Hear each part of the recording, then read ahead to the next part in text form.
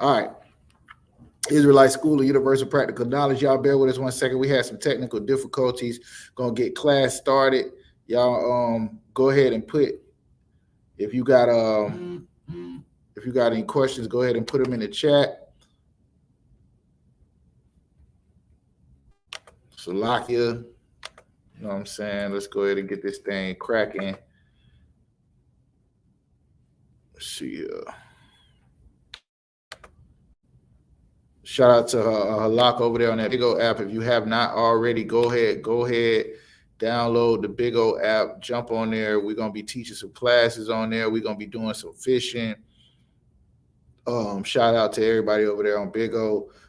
Follow the I.S.U.P.K Duval on TikTok on all your streams. This is Jacksonville, Florida class. Actually, we link up with our brothers down south, so this is the class for the entire Florida. You know what I'm saying? Just make sure y'all lock it for the people. I seen y'all in here. We done had to start over like twice. We done had this little issue. So you want to get on the live, you know what I'm saying? I got troopers that want to read, they want to do something. Go ahead and tap in with that link that's in the chat on YouTube. We get this thing squared away. Reporting live from in Duval County. Also on the Big O app, you know what I'm saying? Right here. Every Monday night, we're gonna be doing this. Let me bring up my brother.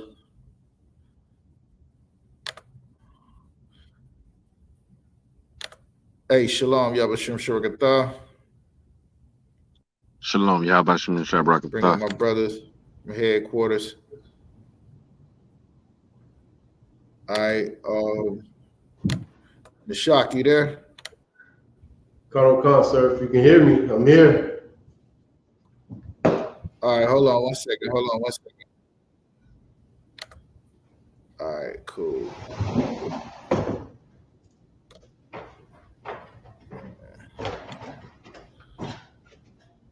All right, Kanak, you there? Sir, I'm here. All right, Most High in Christ. Yahaiza, you want to jump in? Anybody else want to jump in? You got any questions? Go ahead and ask. Do either one of y'all brothers got any questions? Anybody on Big O got any questions? Feel free to ask them in the chat. Halak, you there? Sir. All right, if you got any questions, remember you can ask them. Let's go ahead and start the class properly. It's now 7:30. We're supposed to start at 7. We had a little technical difficulty, but this is the Israelite School of Universal Practical Knowledge. We started out at 1 West 125th Street, Harlem, New York, back in 1969. We're not affiliated with any other Hebrew Israelite group under commanding General YAHANNA. And if it is not, the I.S.U.P.K under commanding General YAHANNA is not of the Lord. All right? Reporting live from 103rd Library, Jacksonville, Florida. If you're in Jacksonville, make sure you call the number 904-405-5183. Get down with the brothers. Help us wake up this nation. You know what I'm saying? Is what Christ said. How did he say it? The gathering or the reaping or the harvest is plenteous, but the workers are few. You know what I'm saying? Everybody want to talk about heaven. Everybody want to talk about what's going to happen and how we going to overthrow our oppressor, but nobody want to get in and talk to somebody about changing their life, about coming into the truth, about getting down, about doing what it takes in order to incite revolution. And that's you having a revolution in yourself. That's you being a big enough person to say that, you know, I don't know everything. Let me go back and learn this thing. Let me go back and check and see if my pastor know what he's talking about. If my hold on 1 second. Let me go back and see if my pastor know what he's talking about. If my mama, if all of the people that I learned from know what they talking about, and that's what we're gonna do. So, Kanak, you got any questions? Sir, I do. You say you do got a question? Hold on, let me make sure you loud enough. I think you was a little low just then. Go ahead with your question. So, like, sir, I can't find the scripture, but I know the question that I want to ask. All right, you was a little louder. Let me see what's going on here. Go ahead. All right, What's the question? My question is, when Christ met Paul on the road to I forgot where he was going. What did he mean by "Why kicketh thy feet against the thorns"? Against the thorn bush or something like that. Are you familiar with it, sir? Oh, okay. You can't. You could Google that. You could Google that and give me the scripture, right?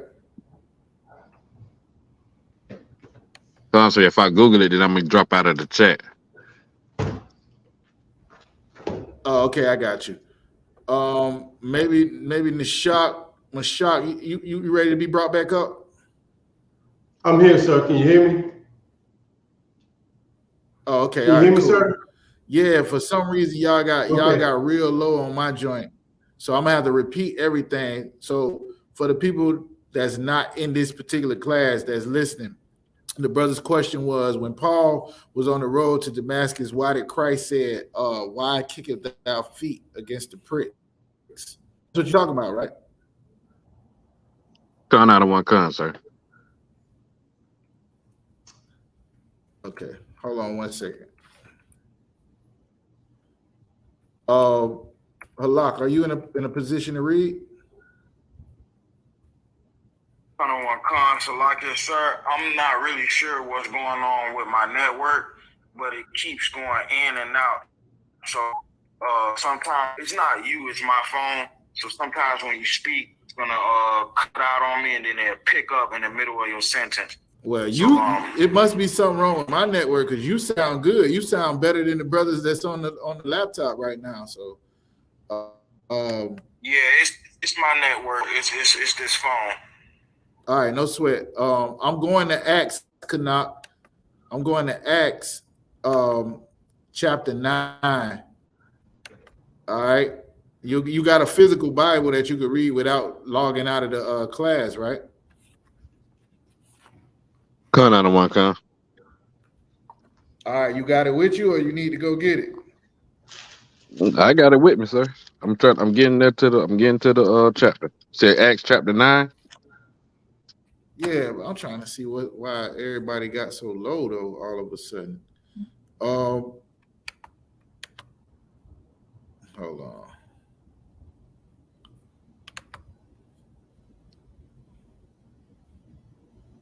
All right, anybody else got any questions? I'm gonna hold out and we'll start there. Oh, okay. I see the sister Crystal got a question. We'll answer that. Shout out to Nashah, Officer Magazar. Man, y'all pop up in here. Yeah. Let me see what's going on. Always want to have the brothers in. All right, so I got the mixer saying the sound is all the way up. Let me see what they got. Hey, somebody say something.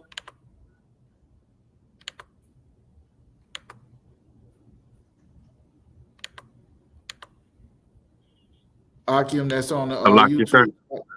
Yeah, somebody say something. White man is the devil. Oh, that's a good thing to say. Yeah, this joint is real low. I'm gonna turn y'all up. Y'all can hear me though, right? Con out of one con.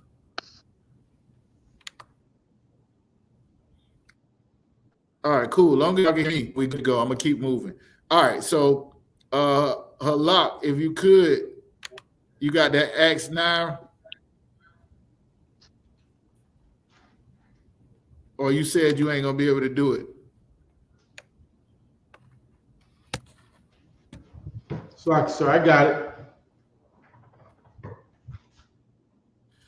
All right, yeah. The only problem with it is you low. Can you hear him, Canuck?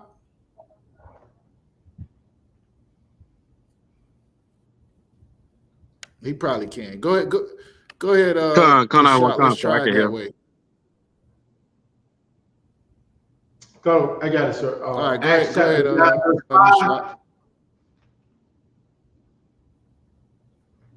It's like, sir, 9 and 5. Yeah, but you could go up. You could go up a couple. Let's see where we want to go up at. Go up to 3. Come. The book of Acts, chapter 9, verse 5. Verse 3. As he journeyed, he came near Damascus, and suddenly there shined round about him a light from heaven. And he fell to the earth and heard a voice saying to him, Saul, Saul, why persecutest thou me? And he said, Who art thou, Lord? And the Lord said, I am YAHANNA, Jesus, whom thou persecutest. It is hard for thee to kick against the pricks. And he trembled and astonished, saying, Lord, what wilt thou have me to do? And the Lord said unto him, Arise and go into the city. All right, so stop right there for a second. So what's going on is Paul is on his way to Damascus, right? and all right, he get hit. In other words, like something come out of nowhere, knock him down, right? And he understands it to be the Lord talking to him. So he fell to the earth and he heard a voice saying, Saul, Saul, why persecutest thou me? And he said, Who art thou, Lord? And the Lord said, I am YAHANNA, whom thou persecutest. It is hard for thee to kick against the pricks. Now, anybody know what Saul was doing prior to being called by Christ to teach? Anybody know?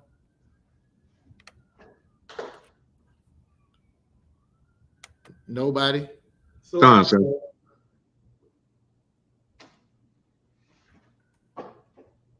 All right, go ahead. Kanat, go ahead and answer.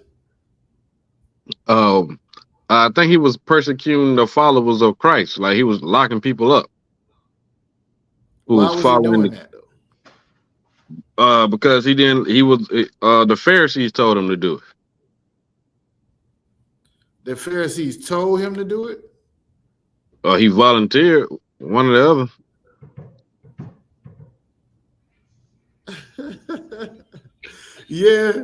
Yeah, I guess. Yeah, man, whoever that was popped up, just come on in, man. Come on in, mute your mic. We're in the middle of a class. Yeah, he was a Pharisee. That's the point. He was a Pharisee. So that was his job. What they did was they attempted to be the priest for that time. You know what I'm saying? Like they brought out all the punishments that the priest would give you for doing things that you wasn't supposed to do. Now, what they didn't understand about Christ is they thought he was bringing a new God within the earth. You following me, Kanat? That's what they did. You know why? They didn't hear nothing about you being able to come back after you done served an idol, after you done missed the Passover, after you wasn't circumcised, after you did not keep the Sabbath. They ain't hear nothing in the law that says you can come back. This is why Christ cut them when he said that you left out those things like mercy and all of that.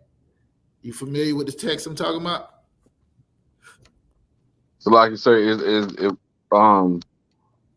not really, not off the back, sir. All So right, like, let's go to that first. Hold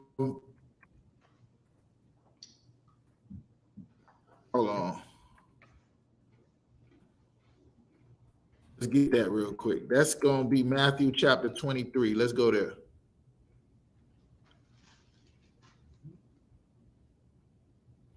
Like I said, anybody can ask any question. Go ahead and put it in the chat. Right now, the question is, what was meant by why kicketh thou against the pricks in Acts when Paul ran across, when Christ visited Paul in a vision, basically. So Matthew 23. Let's see what we got here. All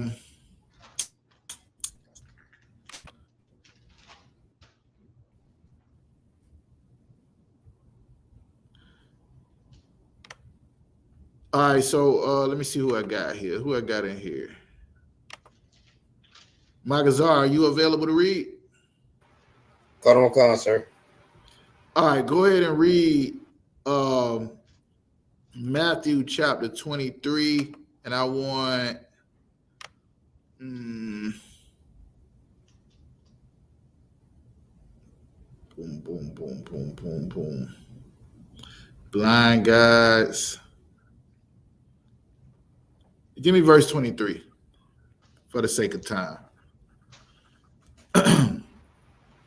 Call on call. This is the book of Matthew, chapter 23 and verse 23. Woe unto you, scribes and Pharisees, hypocrites, for ye pay tithes of mint and announce and coming, and have audit the wagers matters of the law, judgment, mercy, and faith. These ought ye to have done, Slocky, and not to leave the others undone. Ye blind right, guides. so when we read this, we see that Christ is, stop right there. Woe be unto you. When you see that word woe inside the scriptures, you know it means destruction. So Christ is calling for destruction to these scribes and Pharisees. Now, keep in mind, these are the people that at the top of this, he said they sitting in Moses' seat in verse 2. These are people that sitting in Moses' seat, and they're what you would call the black leaders or the church people or the pastors. They're the people that you have to go to in order to I guess get to God, basically. You know what I'm saying? So he's saying that these people are hypocrites, which is the same way now, because they'll tell you to serve God, they'll tell you that you got to be holy, and they'll tell you to do all of this other stuff, and then they tell you what it is that you got to do in order to be holy, right? Paying tithes is one of them. He talking about, so Christ is cutting them like, yo, you making people pay tithes, and they bringing mint and cumin and all of these things, but you omitted those things that's heavy, that's in the law. Judgment is one of them. Now, when he talk about judgment, he ain't talking about the judgment they putting on other people, because the judgment they putting on other people, they ready to do that. They ready to stone everybody who does wrong, but they are breaking the law themselves. They are having respect to a person. The rich people are getting away with those things that the poor people could never get away with. So the judgment wasn't righteous judgment. Mercy they not having upon people who can't do nothing for them. If you can fatten their pockets right now today, God will forgive all your sins. Put some money. I believe God is going. God told me that one of y'all is about to give me $1,000, and all your sin, and you gonna be raised up like you the best nigga in there, even if you the most wicked, because you can pay that money, right? They have omitted the weightier matters of the law, like judgment, mercy, and faith. Now think about this. You keeping the law and not believing that God is a rewarder of them that diligently seek him. That's in the text. He that cometh to God must believe that he is God, and he is a rewarder of them that diligently seek him. Now, why in the world, with all of these hoes and all of this money and all of these things that get you high and the lust of your desires and everything in this earth, would I deny all of that to serve a God that I don't even believe is real? Why would you do that? That don't make no sense. The whole point is to believe in God, and the fear of the Lord is the beginning of wisdom. That means you understanding that he is who he is, and he's a man of war, and that he will, you know what I'm saying, destroy you for not doing what he said to do. You know what I'm saying? That's you believing in God, doing what he said to do. That's your proof that you believe in him. So they around here going through the motions, but when it comes down to doing those things that really is in the law, outside of them being the niggas sitting in the high seats and all of that, they ain't doing none of it.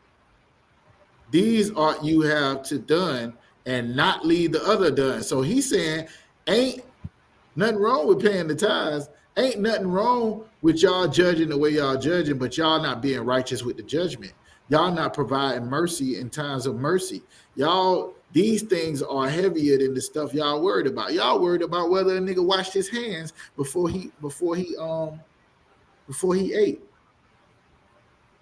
Y'all worried about, you know, a nigga picking corn because he hungry on the Sabbath, as opposed to understanding that the Sabbath was set aside for Israelites to remember that the Lord rested after he'd done his work, and he told you not to do no work. You mean you can't cook yourself nothing to eat? You're supposed to starve? You're supposed to suffer and eat cold food? I had some fake Israelites, Kanak. I know you probably used to be one of them that told me that he put his food in the car. Salaki, did I say that? That he put his food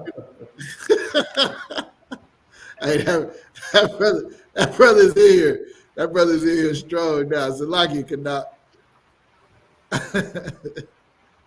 Brother told me you got to put your food. He put his food in the car, Magazar, on Saturday so it can warm up.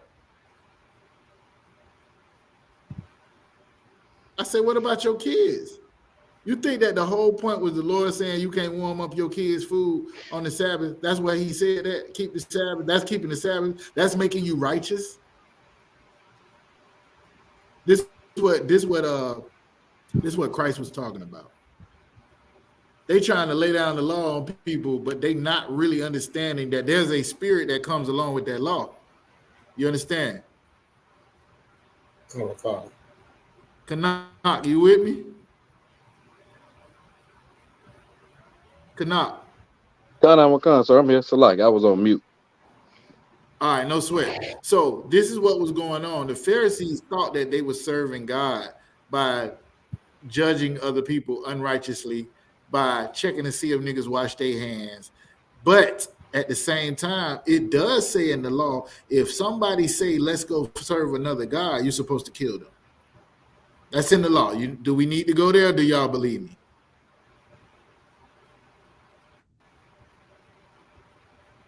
Sir, we know it's in the law, sir. Salaki. Okay, it says if your mother, your brother, your son, your wife, or your bosom, anybody say, let's go serve another God, your hands is to be first to kill them. That's what the law says. Thank God for mercy. Good night. Because my mama asked me to go to Easter service and Christmas dinner and Thanksgiving. She did. Thank God for mercy. Because but rather than follow that law, I probably would have followed my mama. And guess what? Christ said, if a man love mother, father, sister, brother, wife, son, or daughter more than me, he is not worthy to be my disciple. That's hardcore, y'all. That's hardcore. Y'all with me or no? That's too much. That's too much. I'm doing too much. A lot. Yes, sir. Yeah, go ahead. If I may, I want to give a precept. Yeah, you got a precept? Go ahead. What is it? I'm paraphrasing. I'm actually looking for it right now, but the scripture where it say, I come to set son against father, Oh yeah. son-in-law, mother-in-law against daughter-in-law. Yeah. I am not come of peace, but a sword, right?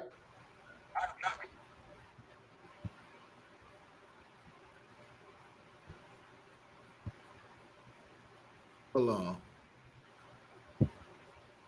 That's Matthew chapter 5, maybe. Could be wrong. I don't remember these scriptures. It's 10, Matthew 10.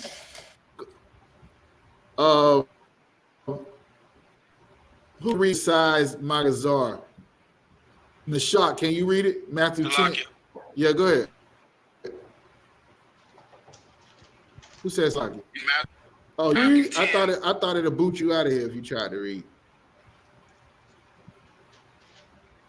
Matthew chapter 10, verse 34. Let me get that, if you could. This is the book of Matthew, chapter 10, verse 34. Think not that I am come to send peace on earth. Hey, stop right there. Hey, stop right there, Allah. Hey, you know what I just thought about in the shop when I stopped the brother from reading? That commercial that nigga I.S.U.P.K got, I was rolling out. He's like, read. So this nigga started reading, he just started talking again. As soon as the brother started reading, I started talking again. So maybe I.S.U.P.K was talking about me. I don't know. Maybe that whole commercial. Boy say, read. As soon as the brother started reading, Acts. Matthew chapter 10. See, what I'm saying is, y'all see that? Carl, we made it right here in school. I was right here. I know he made it at the school, but I ain't talking about you. Has anybody else seen that commercial on TikTok? And I shared it on Facebook. The brother bringing out something heavy. Please go and like that, share that, or what you say? Halak is called reposting it. Please repost that. That junk is funny. Anyways, I was just doing it and I thought about it. But anyways, he said, think not. Whenever Christ say think not, you know what that means, right? He already knew people was going to think that. Think not that I have come to set peace. Right? Go ahead.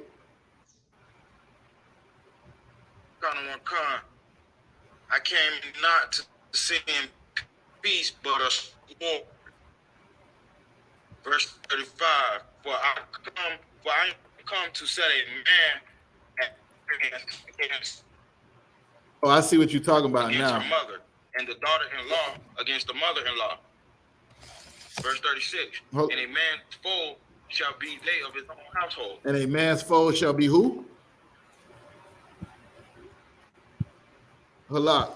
You there? And a man's foe shall be. Yeah. His foe shall be his own household. Your own people. It be your own people. It be your own people.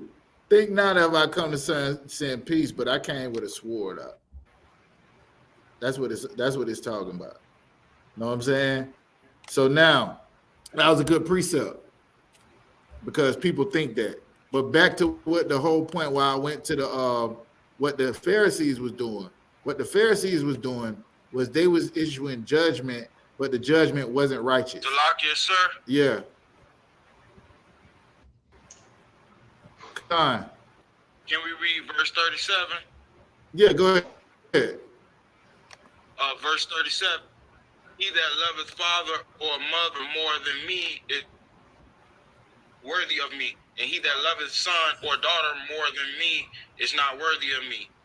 And he that taketh not his cross and follow after me is not worthy of me. Mm-hmm. That's it right there. And I'm gonna be honest. And I'm gonna be honest with you.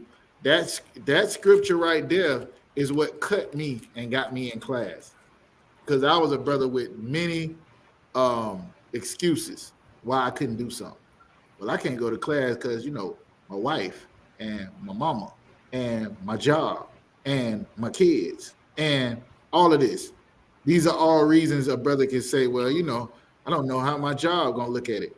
If I come into the truth, you know, my main thing was I'm working during the time where we supposed to be in class. How am I gonna come into the truth and other people? Anybody on that's just coming in the room on the big O, you're welcome to come up and ask any questions. If you have something you don't want to come up, you can put them in the chat, and Halak will ask those questions for you. We definitely trying to grow on multiple platforms. I wish I can go live on TikTok. We need 1,000 people to subscribe to I.S.U.P.K. Duval for us to be able to go live on TikTok.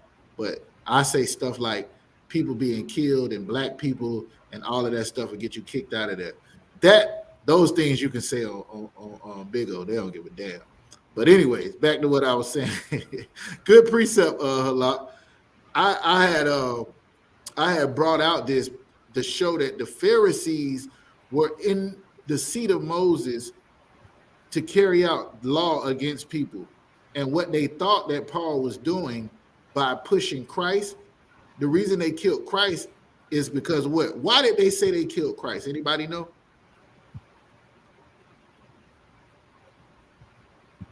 Anybody know why they said they killed Christ? Like you, sir. Go ahead. Is it because he was gonna stir the Romans up for them to be kicked out of their high places, out of their seat? Like he was gonna do. He was a revolutionary, and okay, that's the main reason. But what was the accusation that made them be able to put him to death? Let me say it that way.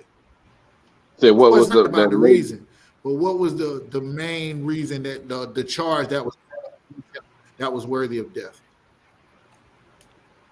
Oh, because he said he was blaspheming, saying Nobody that he was the son knows of this? God. It's a lie.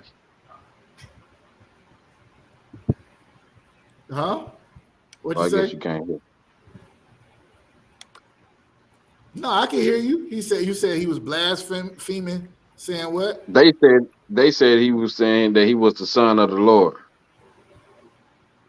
You know, I had a Christian tell me that Christ really did say that because he believed Jesus was God. That's a proof text he went to prove. Give me John chapter 10, verse 33. Yes, Kanak, I'm going to do this with your question. I'm going to take forever to get back to your question now.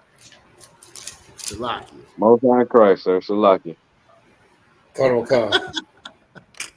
I need, in the words of Officer Rikabi, I need every iota. I need every iota out of this. I got it, sir. Go ahead with it. It's the book of John, chapter 10 and verse 33. The Jews answered him, saying, For a good work we stone thee not. But so for they ain't stoning for no good work, but go ahead. But for blasphemy. But for what? But for blasphemy. That's what Kanak was saying. Go ahead. And because that thou, being a man, makest thyself God. So stop right there. They said, because you being a man, make yourself God. That's what they stoned. That's why that was the charge that they brought up on him. Now, what Halak got into was that charge wasn't true. He never said he was God. He said he was the son of God. But because they wanted to make sure and get this nigga out of the way so they ain't lose their seat with the Romans, they turned it into that. All right. But here's the point. They wasn't dealing justly. They wasn't dealing, you know what I'm saying? Judgment wasn't just because they wouldn't have been trying to put charges on the brother who ain't did nothing to them.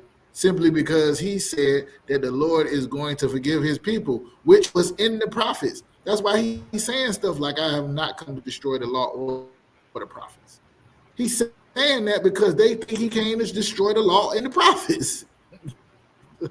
He said, think not that I come to bring peace. They said that because they think he preached peace. Paul being raised up under these people was one of those people. Now, what right did they have to put a nigga to death because he made himself God? Is in the commandments. It's in the law. I went through all that just so y'all understand that he wasn't off by killing people he thought was bringing a new God to the children of Israel. He wasn't off by doing that. Y'all understand that, right? If Christ was actually saying, like me, or like niggas that's on this big old app that say they Jesus or they God or something like that, them niggas deserve death according to the laws that's in the Bible. Everybody understand that, right? Y'all get that, right? Yeah, it's people that's on these apps. It's the brothers on Clubhouse talking about. It's like 4 Jesuses on Clubhouse. They all think they God. We had them niggas debating each other. The niggas be debating each other to prove who's the real God. And just like it say in Romans chapter 10, for going out to establish their own righteousness, have not come into the righteousness of God. That's the people Paul was praying for. Anyways, back to Acts chapter 9. This was a very simple answer. You ever heard somebody say, let me see, a bird in the hand is worth 2 in the bush? Or the grass ain't green on the other side. Or let me see. Let me think of another one. Give me another one that you hear people saying.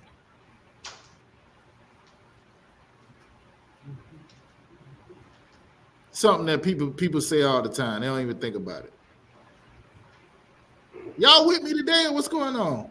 No, God love everybody.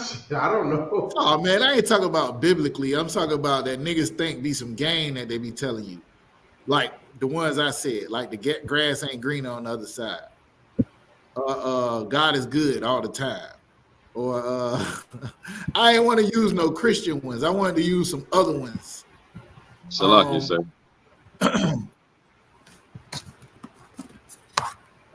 But I say if you knew better, you do better. Anybody? If you knew better, you do better. That's a good one right there. Hey, hello, you can hear me?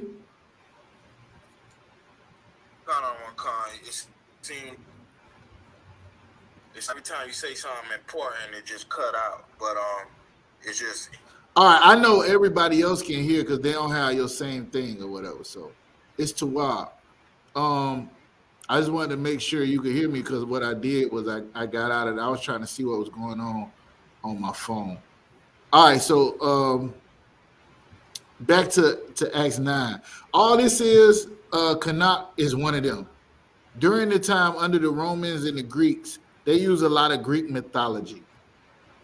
You feel what I'm saying? So the knowledge and the wisdom that would have been coming out would have been based on Greek mythology. So this is some Greek, I don't know, it could have been Socrates or something like that. And you could do your study and find out where it originally came from. But this was just something that they said. You know, Paul was a Roman citizen. Paul was also an Israelite. You know, so he's just saying something based on, okay. He was just saying something that niggas say during that time. Like the grass ain't green on the other side. Or what Christ was asking him, and what that term meant is why are you fighting against God? But he's speaking to him in a language that he understands. You understand what I'm saying? Kind of, so it's sort of like why you going against the grain? Why you going against the grain? Yeah, that would have been a way that we would say it now. But you talking, it's like what people don't understand is like we niggas, bro. We oh yeah, Razan say a hit dog holler. Can't have your cake and eat it too. If was a filth, we'd all be drunk. All of these are things that we say all the time, and we understand exactly what they mean. Well, you gotta understand, Christ was a nigga in the Romans was over. and they got everything from the Greeks. So it is just a saying of him asking, why is he fighting against God? That's really what he was saying. So you can go in some type of Roman mythology or whatever, and Greek mythology, and you'll see that they said this commonly in the place in Jerusalem when you had Hellenized Jews there and so on and so forth. But I will tell you this, Canuck, for somebody want to fight against Christ or whatever, they would say, why is Christ using the Greek mythology when he's speaking? Because he's speaking to a nigga that was raised in that area. You can't talk to me in big words that I don't understand, especially if you come in a vision, something like that. You got to talk the way that, hey, shot. Don't be hitting no buttons, nigga. That's a lie. I got it out.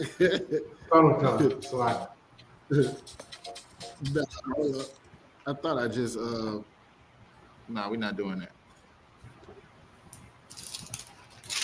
Anyways, you get it, Kanaka? No. Con, sir. I get it. Most time Christ the one. What was the reason for you asking that question? If I could. Because I wanted to make sure that I had the right understanding of it. I wanted to make sure, like, this is Christ telling him, like, nigga, you can't stop what's going on. So why you fighting against the grain? Like, why are you doing what you're doing? Why are you persecuting, my followers? What'd you say, hello? Oh, okay. I see what happened. All right, I get it. So yeah, that's what he's saying. Why are you fighting against God? Basically, that's what that translates as. Why are you kicking up against the pricks? Why are you going against the grain? That's what he was saying. You got it? Con, sir. I like that hit dog will holler. I like that. That's something we said in the hood all the time. And that, you know what I'm saying? A guilty pig will squeal. Guilty dog on ball. Like, I wasn't talking to you. I was just speaking in general, but you the one who said something. So now I know it's you that I was talking about. If the shoe fit, wear it. It's a million of them. A million of them. Y'all get it, right? All right, so let me see here. Let's go to Deuteronomy chapter 12 real quick. A lot, just let me know. I ain't seen nobody ask nothing over on Bill. I do see people in the room. It's Israelite School of Universal Practical Knowledge. This is our Florida class, mandatory class. We do this every Monday night, 7 o'clock. Be awesome in the shop out of West Palm Beach, Florida, Riviera Beach, Kazakh Damar out of Duval. We're just trying something different to reach out to other people that we don't know to talk to. So if y'all got any questions, make sure y'all put them in the chat, come on up and ask them. All right. Deuteronomy 12 and 15. Let's get that real quick. Deuteronomy 12 and 15. Hey, boy, I had some cats. I had just got off the slave.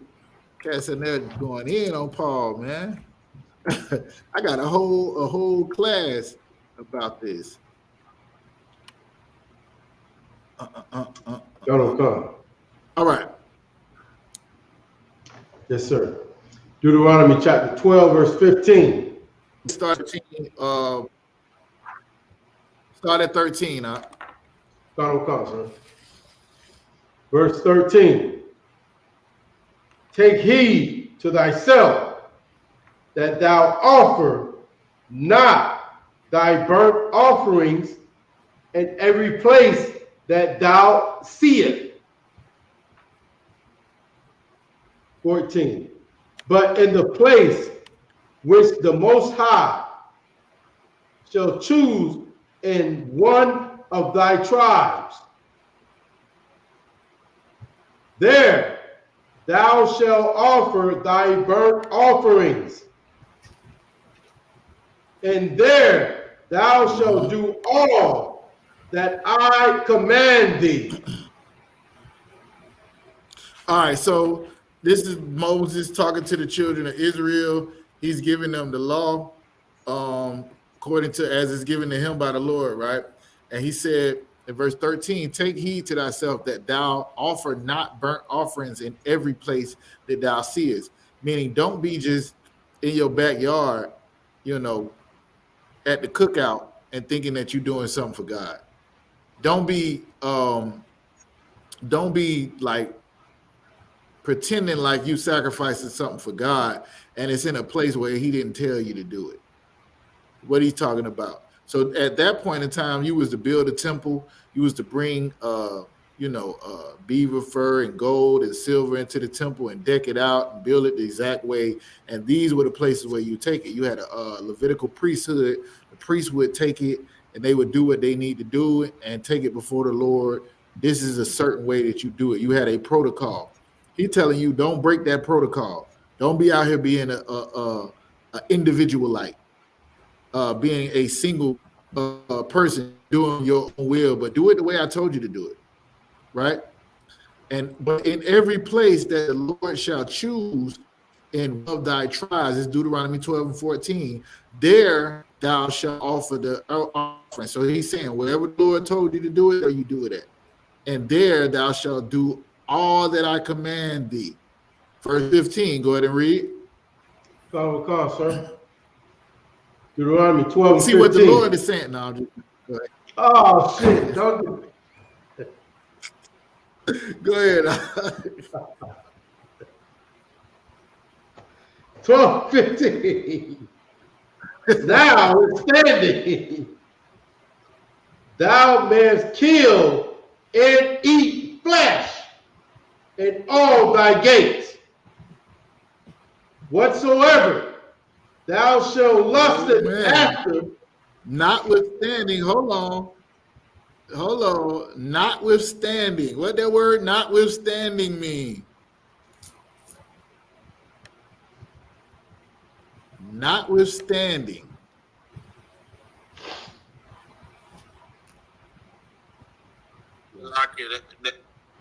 Does that mean like being double-minded or wavering? No. Anybody else? Well, kinda, but Halak, you on it, but I wouldn't use it in that manner, like you saying it. I wouldn't break it down that way. But you're right about what you're saying. Anybody else want to try? What does notwithstanding mean? Lucky, can I try it again? Yeah, go ahead. I would say not being rooted or grounded in what you believe in. Nah, so like if I say, all right, we're gonna go out here to this store, notwithstanding that a lot of people got COVID, or we're gonna go out here and teach the word, notwithstanding that people don't want to hear it. Salaki. Oh, yeah. Salaki. Let me see if Kanak, you go ahead and try it. Is it like saying even though? Kinda, in spite of, nevertheless. That's nevertheless. Words like that. That's one of them words. Y'all get it? So he's saying, don't go back to it real quick. Salaki.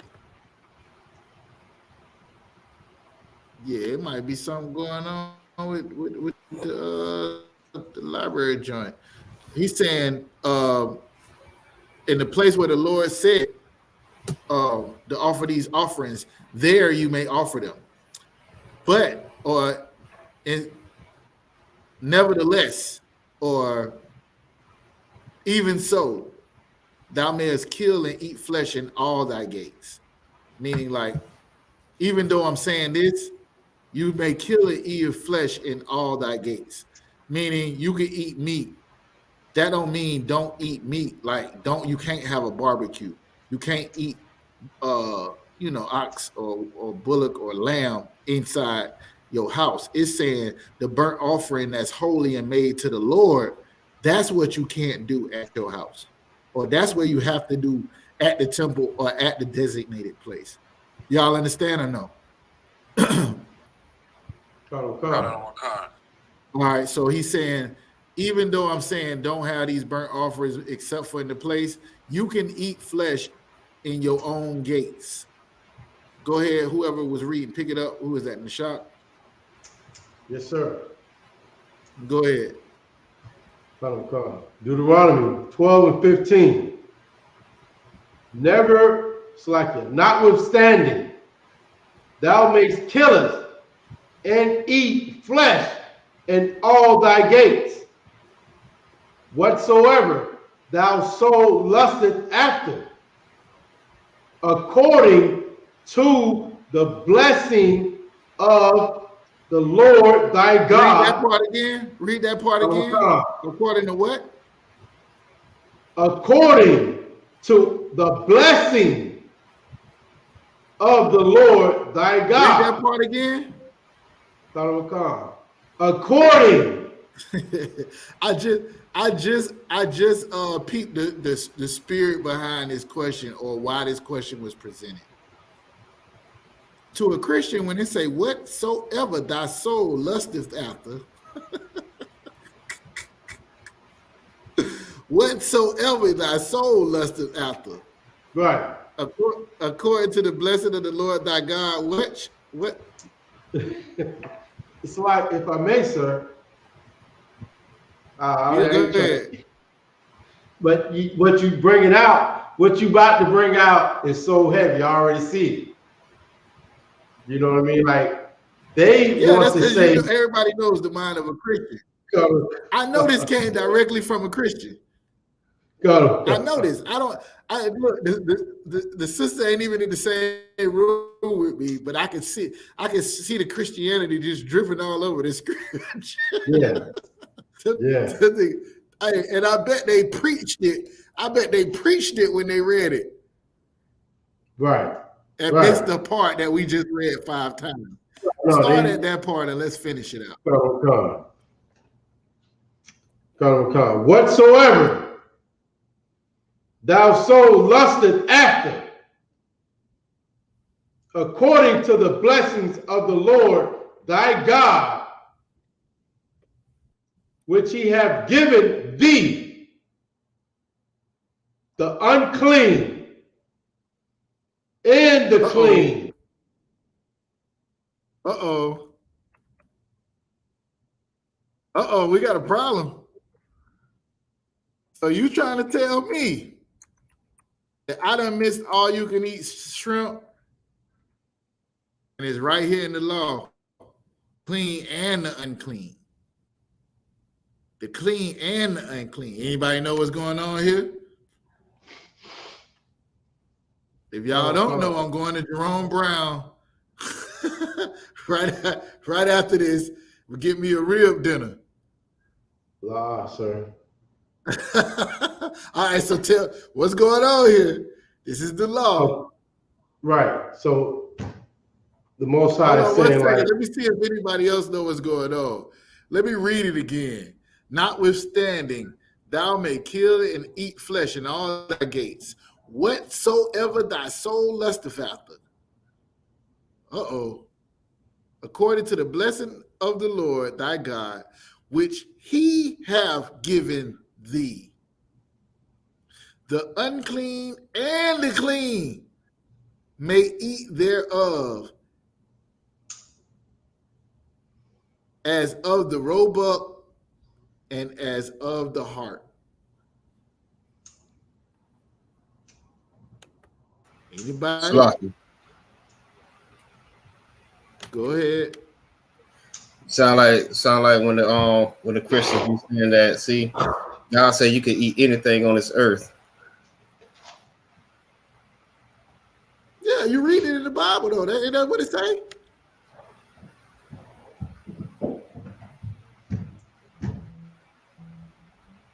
Anybody?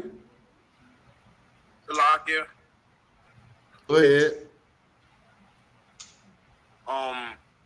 It it's saying basically, regardless of how hungry you are, or weak from hunger, you shouldn't eat what's unclean, and you should what's clean. But your soul is gonna lust after things that's unclean, but you have to fight that to remain in the law.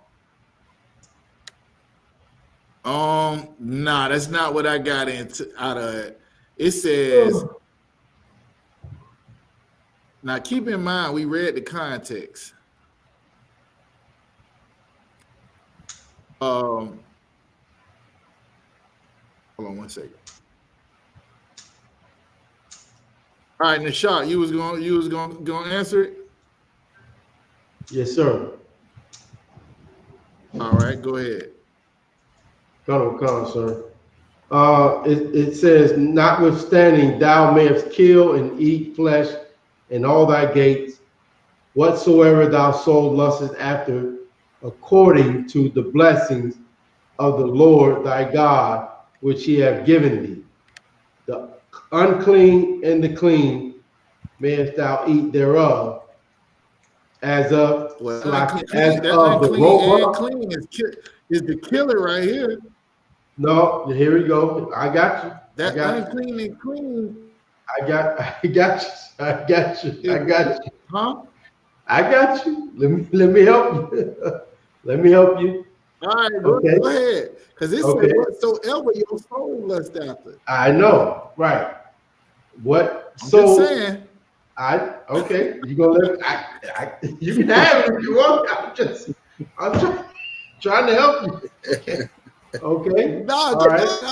Okay, but listen. Look, I be imitating I'm gonna make it real from simple. Captain Desire be doing this all the time. I know. Come. That's what I'm saying. I'm right with you. Go ahead. I'm gonna make it real simple. Put your hat on for a minute. I know. I keep it right there because I'm trying to help all the Christians. Listen, clean meat can be unclean meat because the Lord said you can't eat a cow or nothing that's clean if it dieth of itself, or if it's killed, hit by a car or this, that, you can't eat it. But right here, it's saying go ahead and eat it. Go ahead and get down as long as it's clean from the blessings of the Most High. He blessed you and told you can eat it. Okay, he told you can eat it. Okay, he told you can eat.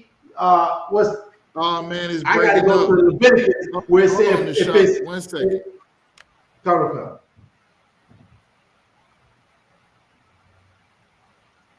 Hold on 1 second now. Yes, sir. Yeah, it was going out. We couldn't really hear you.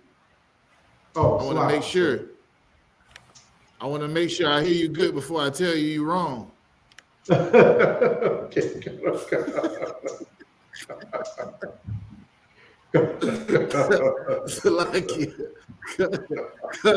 ahead, priest. Go ahead. No, that's all I was saying. The Lord said you can eat whatever is, clean or unclean, according to the blessings of what he told you that you could eat. Because what he told you could eat that was clean, there's still stipulation on what, if it's clean or unclean, what he told you could eat. If a roebuck is clean, it's a clean meat, but if it dieth of itself, you're not supposed to eat it.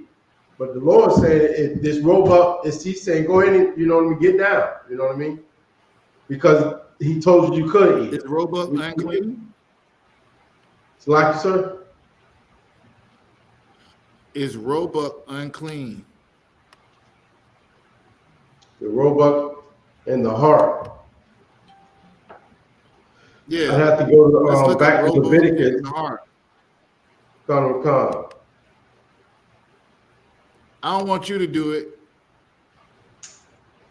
I want everybody else to do it. Come. Slocky, sir. Yeah, go ahead. I know a roebuck is clean. That's in the law that we can eat a roebuck, but a heart I need to pull that up. 23.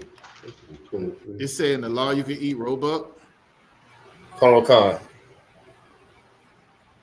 What That's law? Chapter verse. that's dietary law.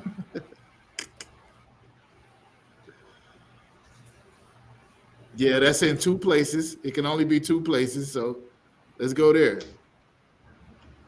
Hey, we still ain't got no questions online, right? A lot.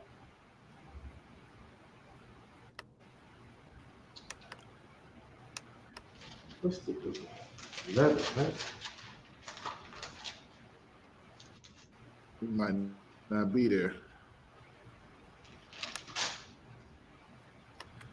Yeah, I want to say the heart is clean too.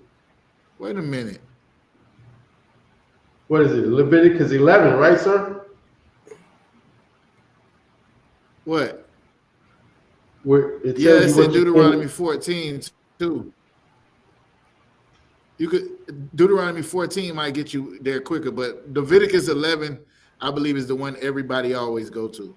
I don't even think people know the one in Deuteronomy 14. But I think it'll get you there quicker because it's clear. Deuteronomy 14. 14? Where we at? We in Deuteronomy 12, right? All right. Right. Deuteronomy 11? No, 14. 14. Starting at verse 4. Okay, come.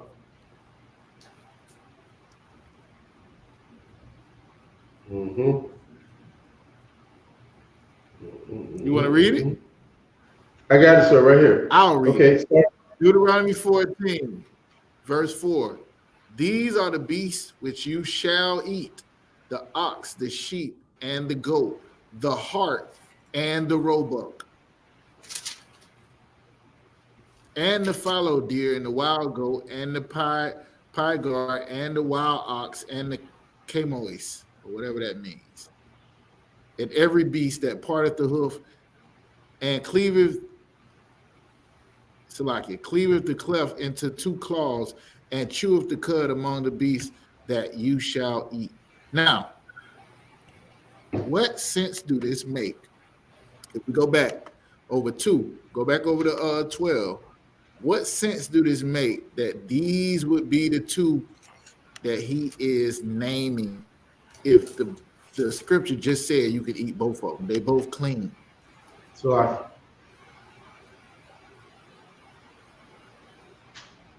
anything else besides the shop? I know you paying attention out.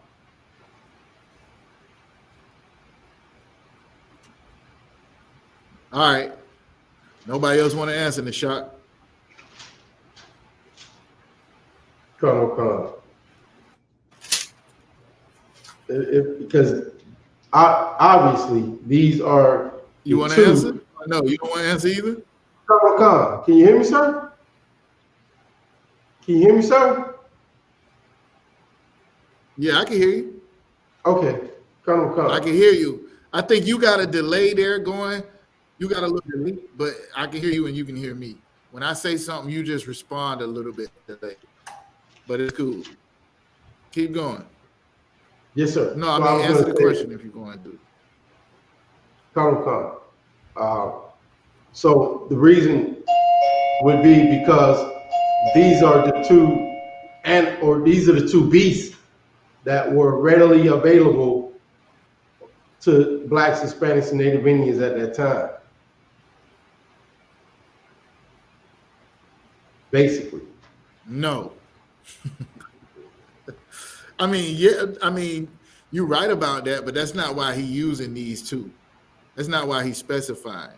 When I'm saying what sense do it make for him to use these 2, I'm saying because in this same scripture that we read, right, he's saying the clean and the unclean, notwithstanding thou mayest kill it to eat flesh in all our gates, whatsoever thy soul lusteth after, according to the blessing of the Lord thy God, which he giveth thee, the unclean and the clean may eat thereof.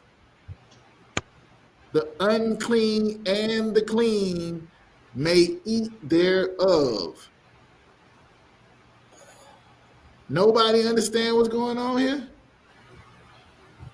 No, The sir. unclean and the clean may eat thereof.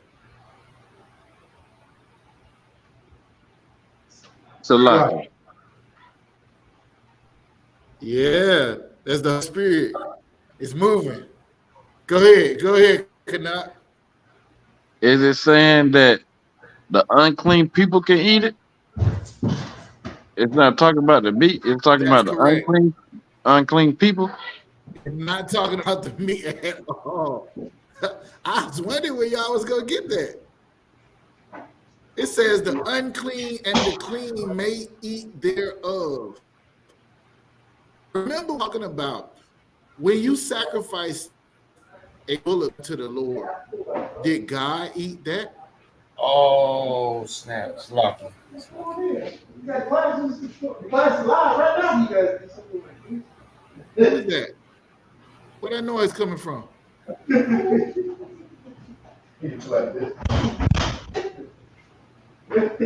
Salakia.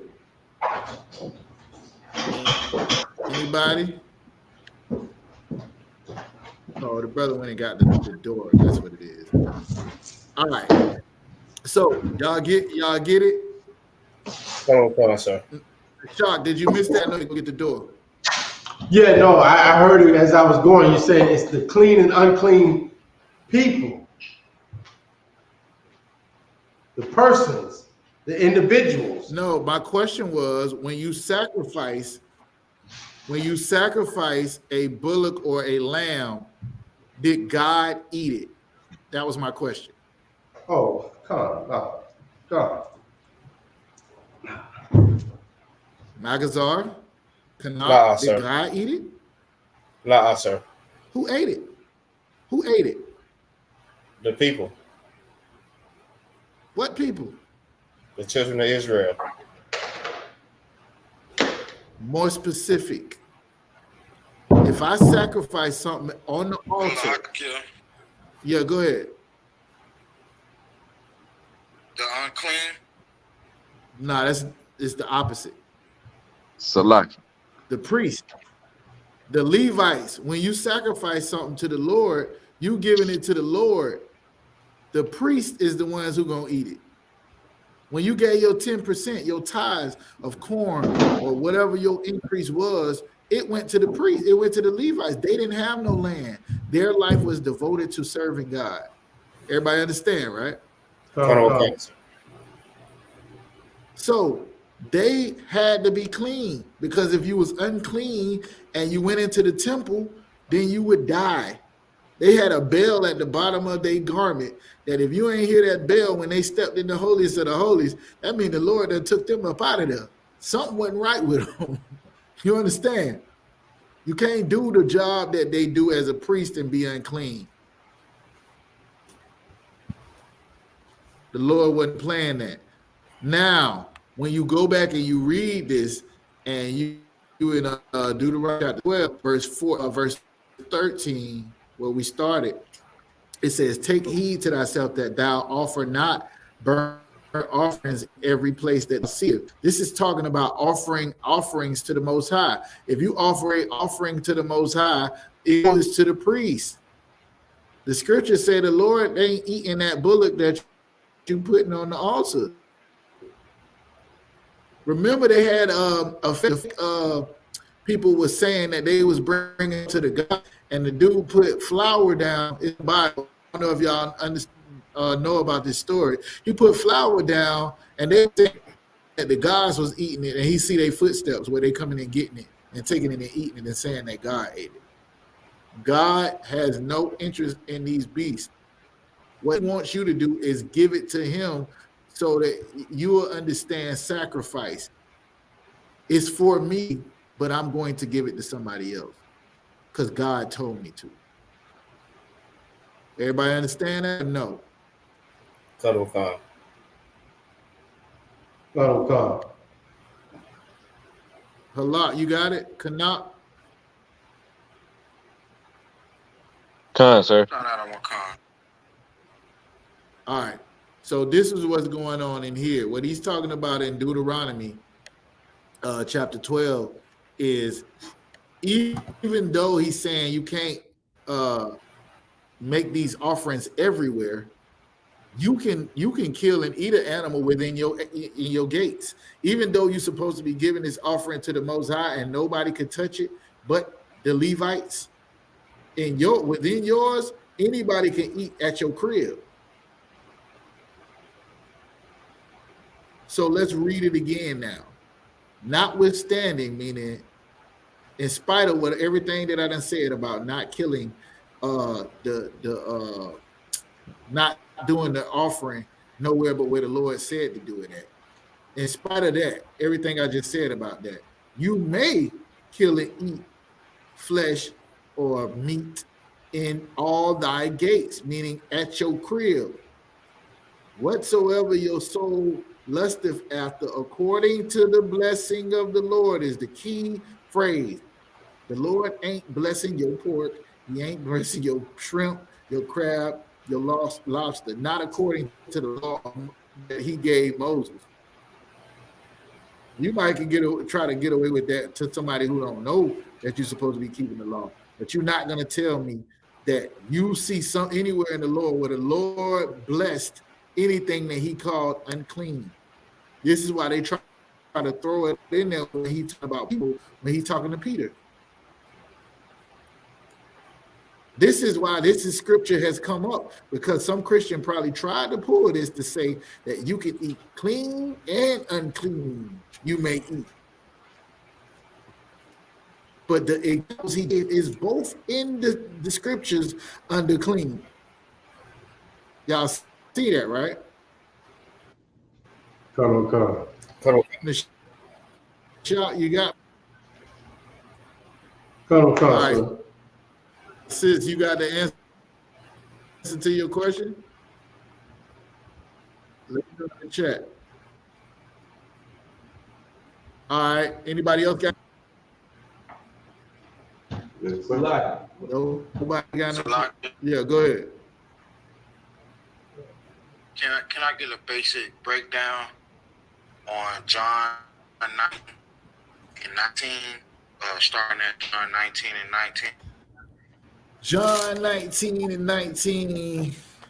You have a question or? All right. Do you have a specific reason why you asking this question? Is it something that's jamming you up? Because I know you've been in the truth for a minute. I know you know that whatever you don't understand, you just stand on what you already know. But let's do it. All right. Let's see here. Give me John 19 and 19. All right, go ahead and read. The book of John, chapter 19 and verse 19. And Pilate wrote a title. Pilate wrote a title and put it on the cross. And the writing was, Jesus of Nazareth, the King of the Jews. This title then read many of the Jews. For the place where Jesus was crucified was nigh to the city, and it was written in Hebrew and in Greek and in Latin. Then the chief priests of the Jews to Pilate, write not the King of the Jews, but that he said, I am King of the Jews. That's where I'm getting confused at. Okay, keep reading. Verse 22. Pilate answered, what I have written, I have written. Then the soldiers, when they had crucified Jesus, they took his garments and made 4 parts, to every soldier a part, and also his coat. Now the coat was without stain. You could start right there. Ooh. You could start right there. All right.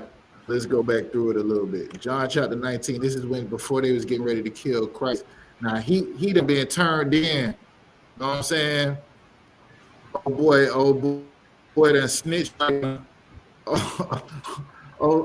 Judas done snitched like Gunner. Now the boy locked up.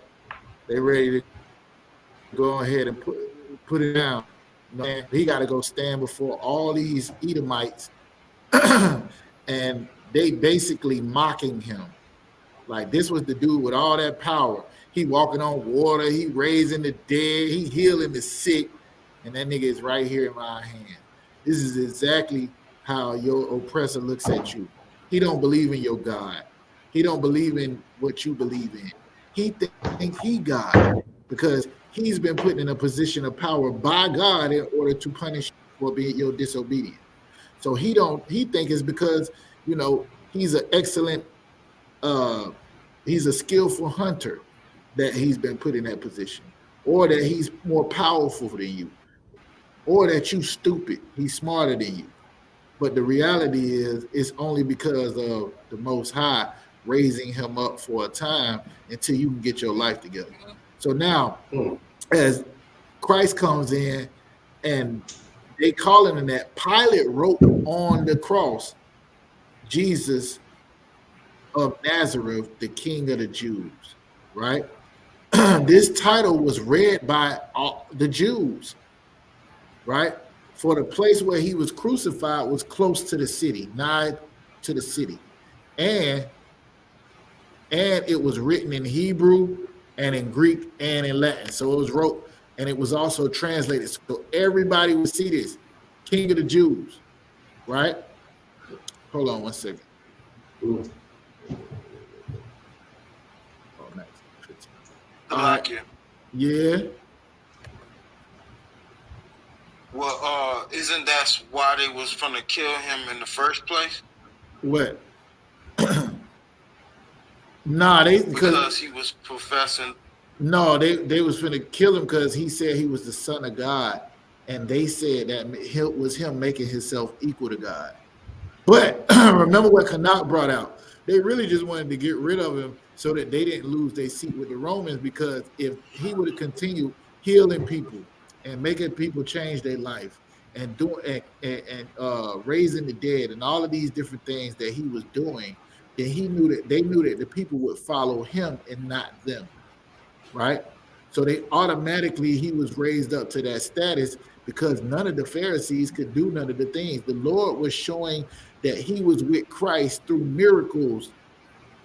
Now, he ain't going to show that with everybody. The Lord ain't going to show that, he's with me through miracles. He's going to show he's with me by allowing me to be a vessel to do the work that he needs done within the earth, by protecting me from my enemies in the midst of hell, by blessing me even though they're rich. You understand? But here's what was going on with Christ. Pilate was mocking him by putting Jesus of Nazareth, the King of the Jews. And he put that on purpose. Why? Go up and read verse 15, Halal. No, 14. Read verse 14. The book of John, chapter 19, verse 14. And it was the preparation of the Passover, and about the 6th hour. Okay. And he said unto the Jews, behold your king. Pilate he's already riling them up. Look at your king right now. This your king? Look what they say in verse 15. But they cried out, anyway with him. Away with him. Crucify him. Away with him. That's what they were saying. Away with him. Yeah, like get him out of here. Salakia. Go ahead. Crucify him. Yep. Pilate said unto them, shall I crucify your king? The chief priest answered, We have no king but Caesar. Caesar, right? So now they saying, get this nigga out of here, man. Kill this nigga, bro. This is not my king. They already telling them that. He's just riling them up because the more he said, hey, I don't see where he did nothing wrong. They like, just get him out of here.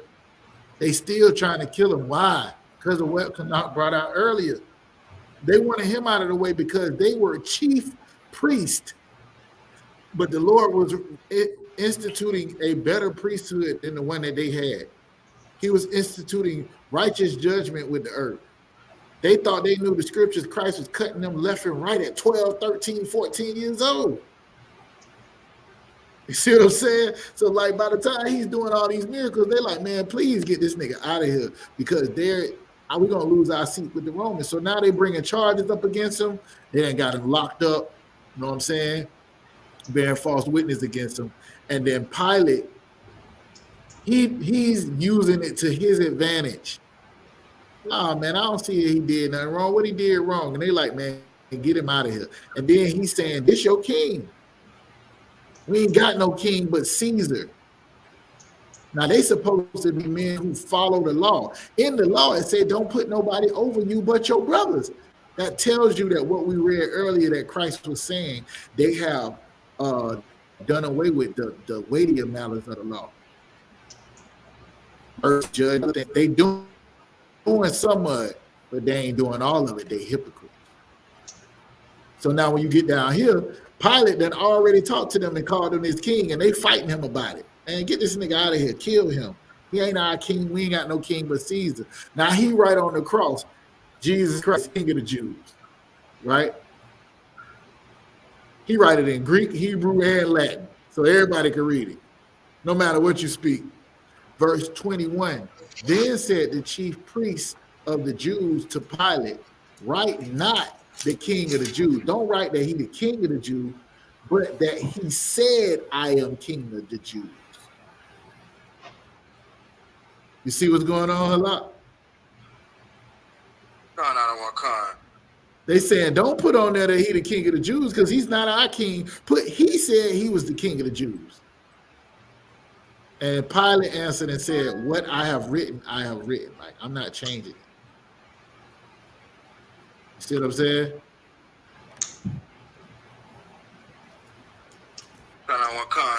So in verse 24, that's when what are they casting lots for to see who's gonna stone him? Nah, they casting lots for his garments. Basically, like they saying, oh, they trying to take the nigga Hebrew Academy jacket off on. They want his garment to say, I was one of the people that was there when this cat who's supposed to have been the king of the Jews got put to death.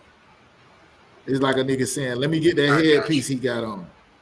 Now it's like, all right, flip a coin for it. Heads or tails. All right, you got it. Or if I get 7, if I roll in the dice and I get 7, I get to keep the boots. You get to keep the war belt. Whatever he might have had on. They casting lots, meaning like they gambling to see who gonna get his garment. Salaki, sir. Yeah, go ahead. What you're saying is heavy because it's like today, 2000, in the 2000, it's like when Trayvon Martin and George Zimmerman sold the gun that killed him. Right. They knew that was a big deal in America. That's why he knew that the gun that he shot him with, for every racist, white supremacist all over the world would want to be like, I got the gun that he shot that little nigga with. Right. And some asshole, Salaki, some Edomite bought it. It had to be an Edomite. Somebody who hates black people bought that because no black man would want that around because they know that whoever is it, the Lord is going to destroy people who had a hand in killing Trayvon Martin. Salaki. I know niggas in the world might not know that, but we know it. We know that because everything a man reapeth, he must also sow. Be not deceived. God is not mocked. Whatsoever a man soweth, that shall he also reap. That's in the scriptures. He that killeth with the sword must be killing the sword. That's in the scriptures. Know what I'm saying?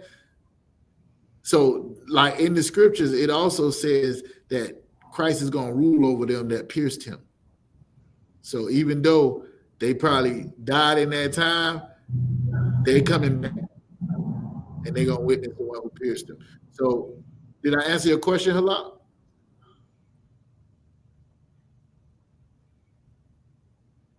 Halak. I just wanted to, like you was, so like you can hear me? Yeah, I can hear you. Go ahead. Oh, no, I just wanted to ask that question to piggyback off of what the Troop was talking about earlier. I just wanted to get an understanding, but you answered it. What you mean what he was talking about earlier? When you was, I can't put it in the right context what you were saying because the network is breaking up on my end. But when you was breaking down why they was crucifying Christ and stuff like that, I didn't understand why would they put the King of the Jews when I had their interpretation that they was killing him because he was claiming to be the Jews. But I didn't. Yeah, that was Pilate. Pilate wasn't an Israelite. Pilate was part of the government. If you know anything about what was going on during that time, the Greeks took over, and when you look and read in First Maccabees and Second Maccabees, they took over Jerusalem, and they put the Israelites, like they said, look, y'all gonna get down or y'all gonna lay down. Y'all not about to be doing that Israelite stuff. Y'all not about to be circumcising your kids. You're not about to be keeping no feast days. You're not even finna call yourself no Jew. You're gonna be a part of Greece. This new place is called Alexandria, named after Alexander. It ain't Jerusalem no more. Everything, it was like 6 Alexanders. There's one Alexandria in Africa. It probably was one over 8, probably everywhere. Everything is up under Greece. The Romans come in and they take over from the Greeks. Everything the Greeks had already took over, now it belongs to the Romans. You get it? So now, what they do, the Romans don't care. They don't care what you, long as you pay them taxes, you can serve whatever God you want. Now the Greeks was like, you're not about to do it. The Romans was like, you can do whatever you want to do as long as you pay them damn taxes. So the Romans took and put people in place. The new priesthood called the Pharisees and the Sadducees, they were working for the government, not the Levitical priesthood that was of old, but they carrying out. That's why Christ said they sitting in the seat of Moses. Do what they tell you about the law. They governing the children of Israel based on the law, but they don't understand the love, the mercy, and all of these different things that the Lord provided in the law. You get it, Halak? Kind of on concept. So wouldn't that be like, hypothetically speaking, me moving to Hong Kong and trying to worship YAHANNA in Hong Kong? Nah, not really. It'll be more so like you here in America serving God, right?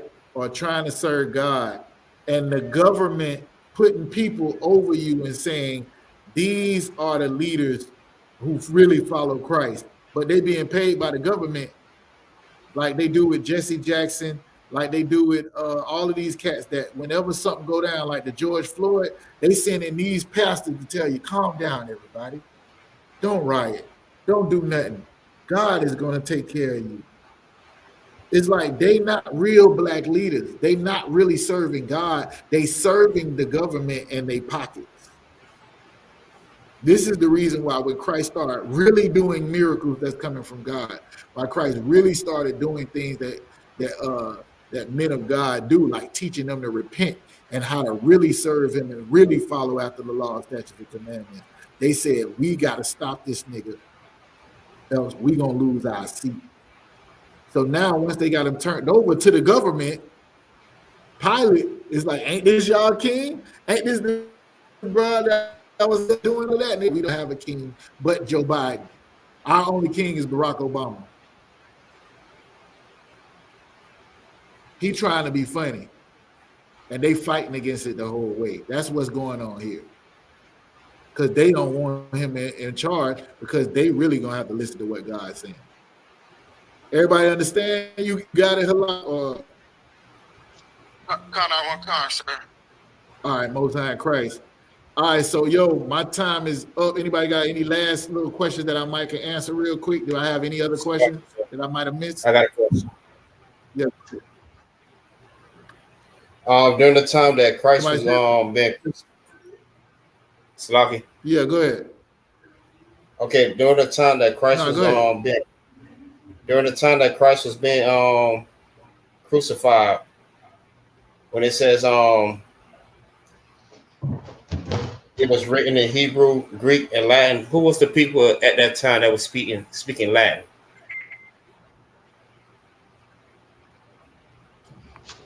It probably would have been the Hebrews. It probably would have been the Greeks. It could have been the Romans. You had a lot of people. You got to think, by the time of Christ, there was more Israelites living outside of Jerusalem than there was living in Jerusalem, because they was inhabiting the land. So you had other nations that was there, right? I can't really say who was speaking what, but I mean, we can go into a history and find that out. But I would just say it's other nations, and also Hellenized Israelites would have been speaking Greek. They would have been speaking Latin, and they would have been some would have been speaking Hebrew. So it could have been the Israelites, because of course the chief priests, they read it in one of them and they understood it. So right. We assume that they were speaking Hebrew, but I would say it's more likely that these Pharisees were speaking Greek than Hebrew. You know what I'm saying, at that time, and maybe Latin, because that was probably the most prominent thing. Slack, sir. Hey, I gotta go, Akim. So I'm gonna tag in. I'm gonna pass the class over to the shop. If y'all have any other questions, all right, I'll tag in. But I gotta shut it down here. Come on, sir. Pay your tithes. Right. So, like, the question Officer Magazar asked, who was what? Say the question again, if you could. Who was the people at that time that was speaking Latin? Because the thing is, I got because from what I understand, that the Israelites spoke Hebrew, and the Greeks, the Grecians or Greece spoke Greek. So I'm trying to figure out who spoke Latin. Right. Listen. Okay. 2,000 plus years ago is what we're talking about, right? Time period, right? It's about 2,000, 2,500, somewhere 2,500, 3,000 years ago, right? Come. All right.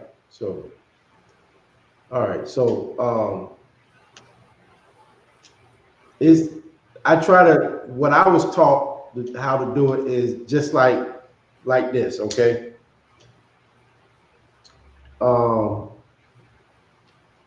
Okay, so what do Negroes speak today?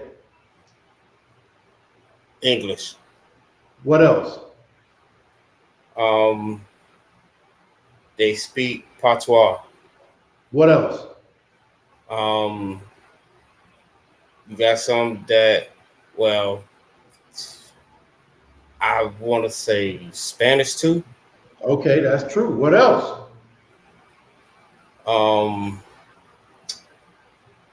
Yeah, what's the other language?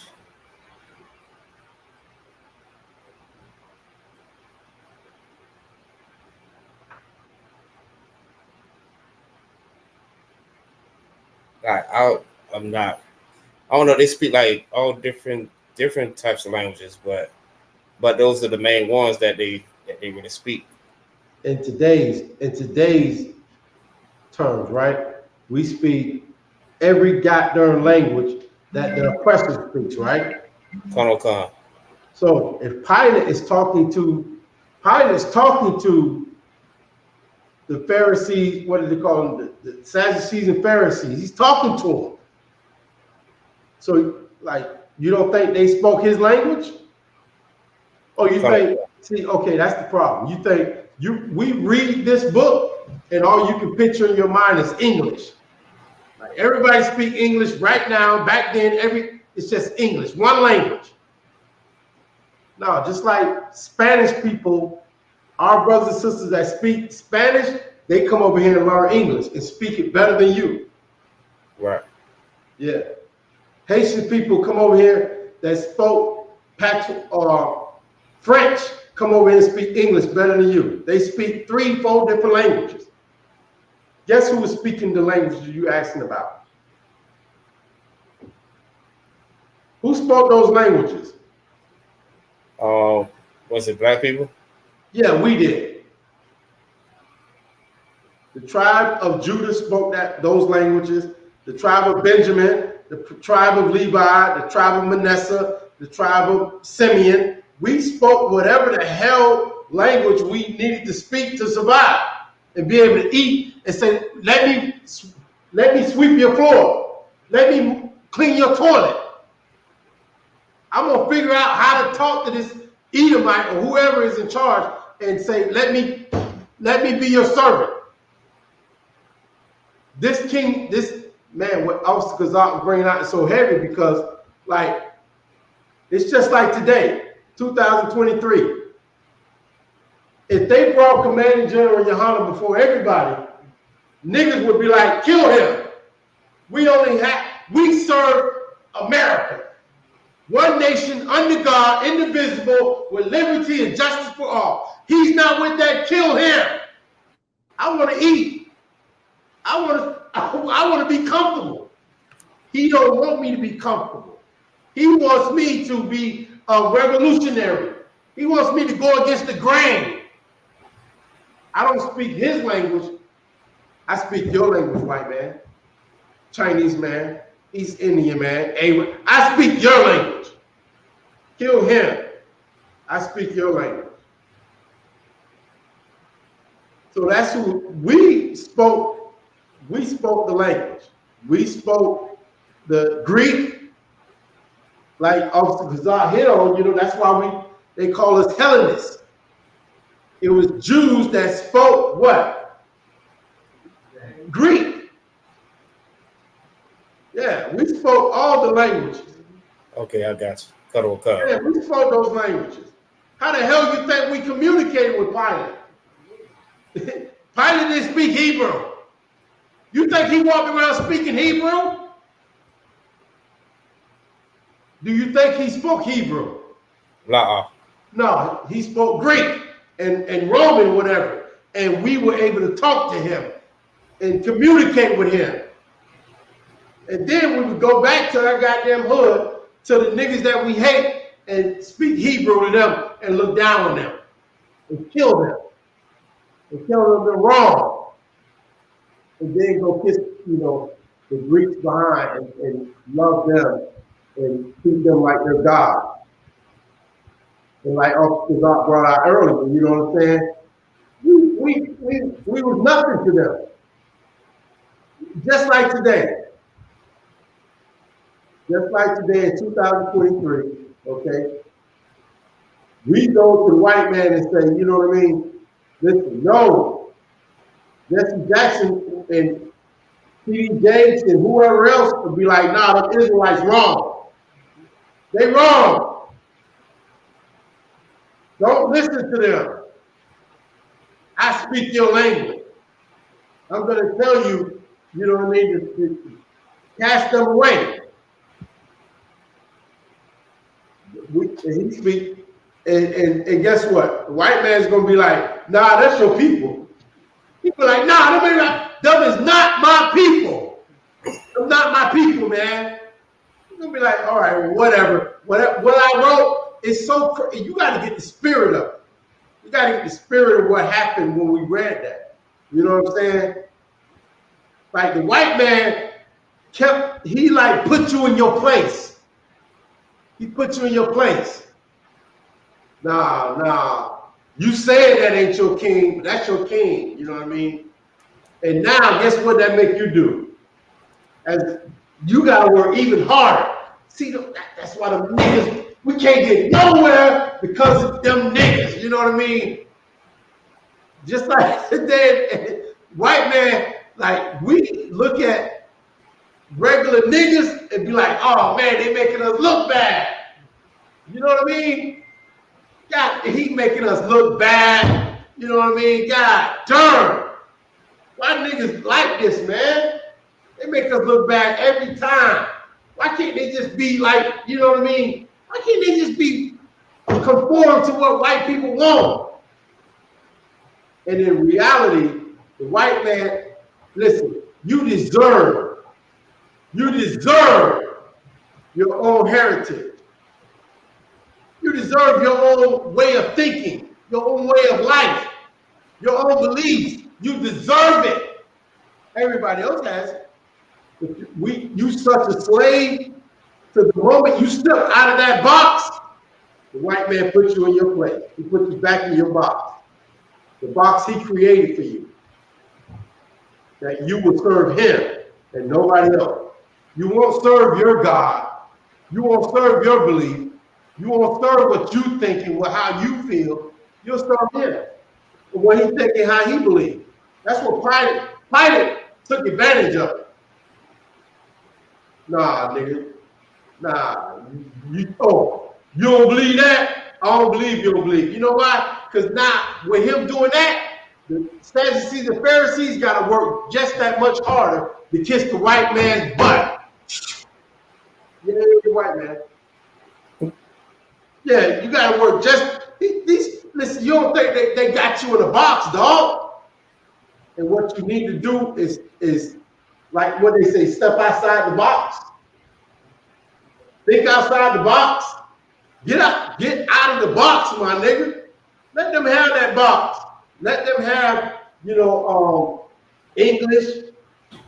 Let them have the French, the Spanish, and come back to your power. Come back to what the Lord gave you. Hebrew. Come back to that. And even when you come back to it, hey, come back to wearing beards. Come back to headpieces and fringes. Come back to that. And when he try to threaten you and tell you, you know what I mean? Oh, this, that, and the third, and make you feel like you're gonna lose out on something, tell him he can have that shit, my nigga. Tell him he can have it. You know what I mean? Tell him he can have it. That you serve the most high power, Yahweh. Okay, and you believe that Christ is your king. Don't say that Christ is not your king, like they did, right? They say Christ ain't my king. When push came to shove, they denied Christ. Just like Peter, right? Before the cock crowed 3 times. No. Listen, be ready and willing to die. That's why the example is in the book. You're gonna follow which example? You know what I mean? You're gonna be like Peter and die, and you know what I mean, or you're gonna be like Paul what's his name, who turned Christ in, Judas, and denied Christ. You better be ready to die, man. You know what I'm saying? If you ain't ready to die, you need to, you know what I mean? Shit. You just might want to be a civilian. Just pay your tithes. And stand on the sidelines and support real soldiers. You know what I'm saying? You understand what I'm saying? Come, sir. Yeah. Right. So that's it, man. You know what I mean? That's the whole, like, this Bible is just full of examples and ways we're supposed to live and what we're supposed to do. Okay? And like, woe unto the Pharisees, Sadducees and Pharisees, right? You don't want to be like them. You don't want to be like them. You want to be, ready to die and stand for what you've been taught in the Israelite school of universal and practical knowledge. Okay? Listen, be ready to surrender your life for what the Most High has you know, ordained you your people. You know what I'm saying? It's about time we stand up. We've been bowed down way too long. Okay? We've been bowed down way too long. And now, 2023, well, the whole earth knows now who black people are. And now you're gonna turn around and bow down? No, now's the time to stand up, not bow down. You understand what I'm saying? Now it's time to stand up. Because everybody knows. But guess what we're gonna do in this school? We're gonna take it to the next level. Okay? We're gonna take it to the next level. And we are gonna be willing to die. And we're gonna stand up for God's chosen people, the people he chose. Right? Like, what have we been taught in this school? Give me some of the basic stuff that we have been taught in this school. Because Officer Kazak said it earlier, stand on what you've been taught. So give me something basic that we've been taught in this school. Officer Margazar. We've been taught we've been taught the colors of everybody that's in the Bible and who wrote the Bible. We also been taught like dietary laws, things that we're supposed to eat and not supposed to eat. You know, the unclean and clean things. Also, we've been taught about who was the real Jews, like who was under the curses. Yeah, but hold on a second. That right there, that last part you said, like it's all, everything you said is right. Everything you said is right. Everything you said is right. But you know what I mean? Like I would start like I would start at the thing that you first heard. Like the thing you first heard was what? Like what was the thing that you first heard that said, God damn, what did he say? What are they talking about? What was like the thing that you heard that made you be like, oh shit, what? What? Salakia. Go ahead. The first thing I heard was Christ was black. Yes. Yes. And then you go from there and it's like black people, you know what I mean, are God's chosen people. What the fuck? Right. When you heard niggas, you know what I mean? Like, I know that's what got me. Like, niggers? Wait a minute. Niggers are God's chosen people? Niggers. We talking about niggers, right? Do you know who niggers are? Wait a minute. Do you know what I'm saying? You know what I mean? Niggers, right? We're talking about niggers, right? Yeah, niggers. The ones in the ghettos. The ones on reservations. The ones, you know what I mean, in the barrios. In Mexico, in Puerto Rico, and you know what I mean? Yeah, those people are God's chosen people. That's what made me say, what the fuck? What the what? Because I'm part of that. My whole life, I'm looking at white Jesus and white people who run the earth, and I'm like, shit, Jesus white, they white, makes sense, right? Makes sense. They run the earth, Jesus is white, they white, this shit is making sense. I'm supposed to be in this position. And then I'm here, no, you're not supposed to be in this position. You're God's chosen people. Well, how the fuck am I God's chosen people? So like, how the hell am I God's chosen people? Well, because you went against your God, the only living God, and now he's got you in punishment. Tell me more. Keep it coming. Okay. You got me. Okay. This is what I'm talking about. You know what I'm saying? So that's where I would have started. Like, you know, we're supposed to be separate and holy. Who the heck? Who thought the word holy meant separate? Like separate from what? Separate from white people? Separate from, you know, the cars and the house and the money? You want me to separate from that? Nah. Well, yeah, but you gotta separate. Like, it's so crazy because like everybody else in the earth can have their own way of thinking. Their own, you know, God, their own religion, their own way of eating, their own beliefs. They got a belief system. Right. But we can't. We can't. We just can't. We gotta fall under somebody.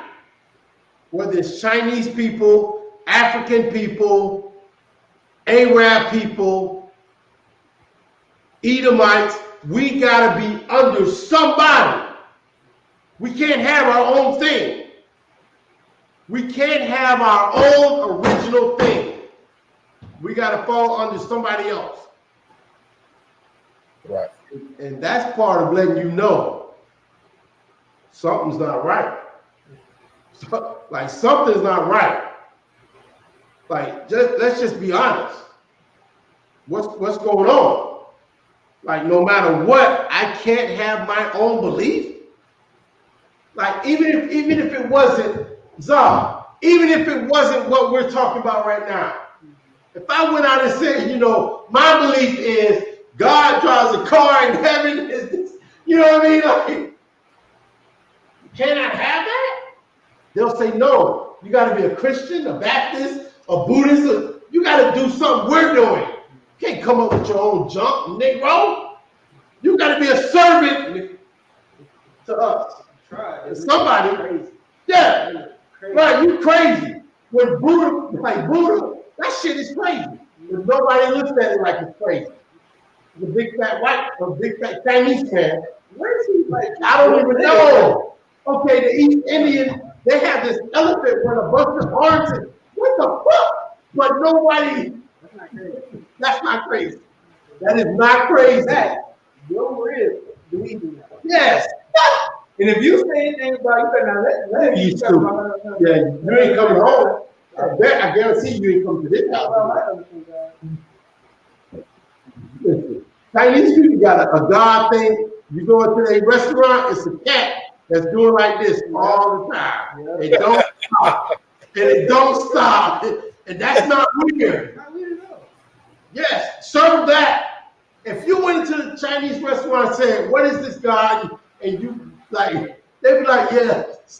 But you know, you saying there's a God that loves black people, Hispanics and Native Indians, and you gotta, you know, have your headpiece on with the crown uncovered and the nigga, what the fuck? What? No!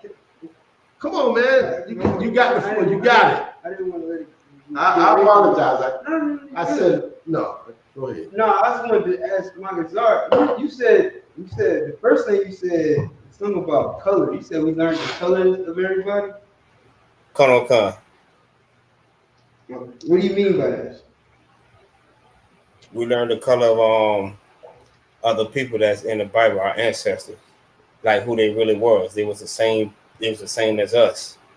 But not when I say like as in color, because you had other people that had, you know what I mean, the same skin complexion as us, but there was actually Negroes that was in the Bible.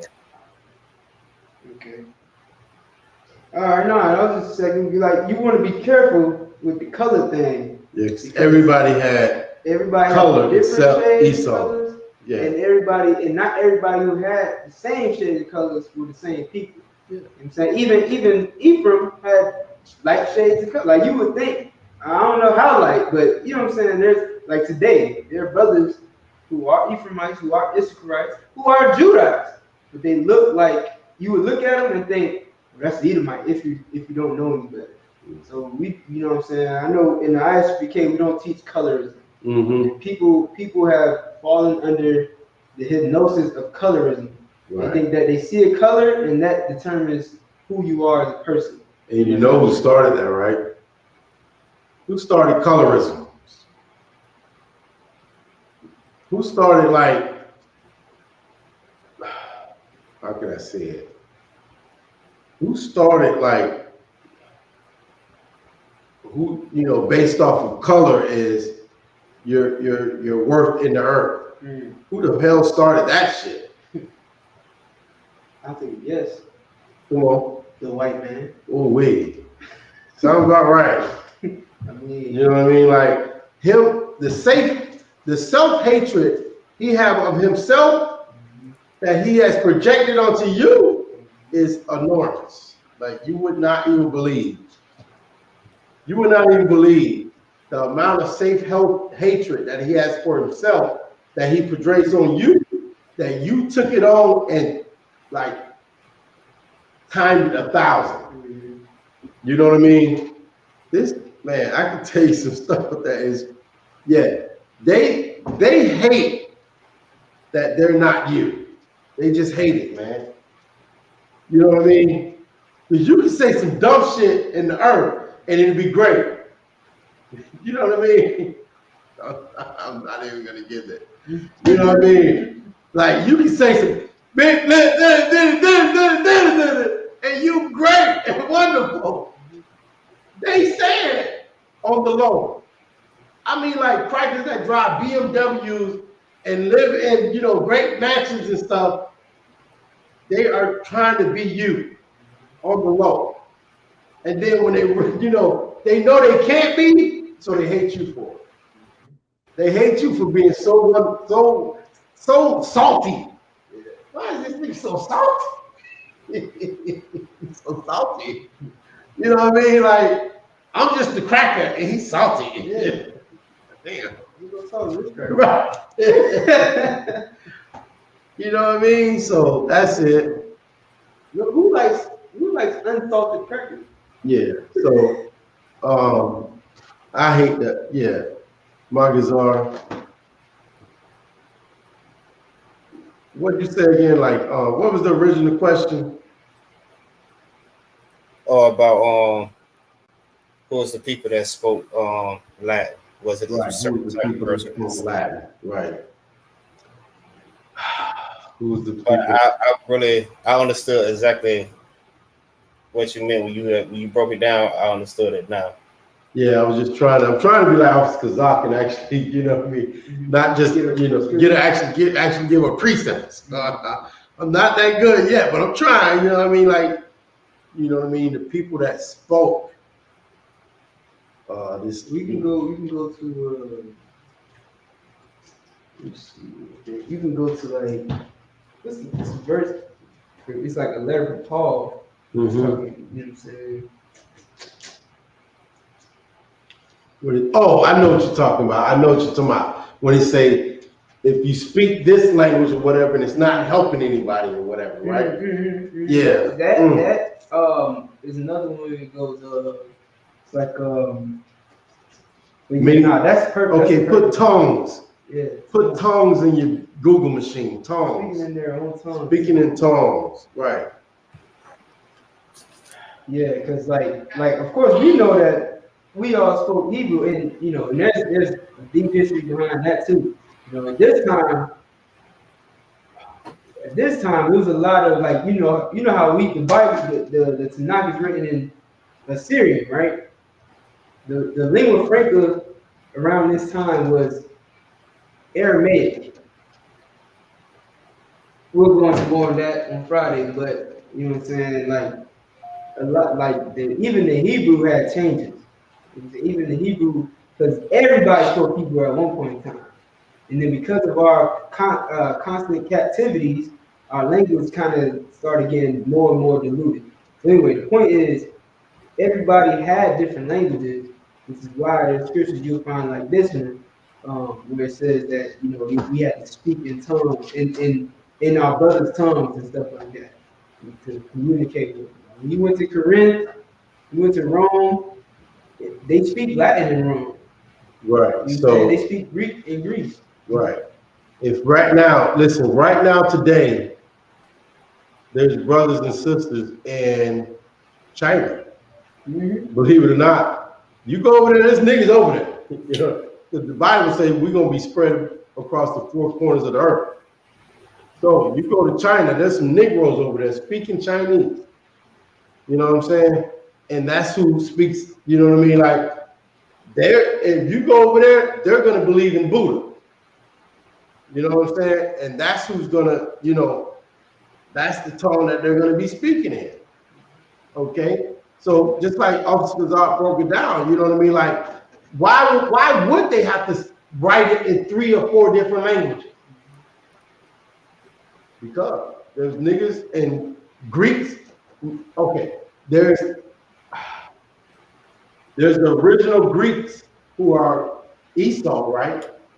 And there was Greeks that were what do you call them? Gentiles. There was Gentile Greeks who spoke Greek. There were the original Romans who are Esau, right? And there's Romans, just like Paul, right? Who spoke, you know, that Roman language.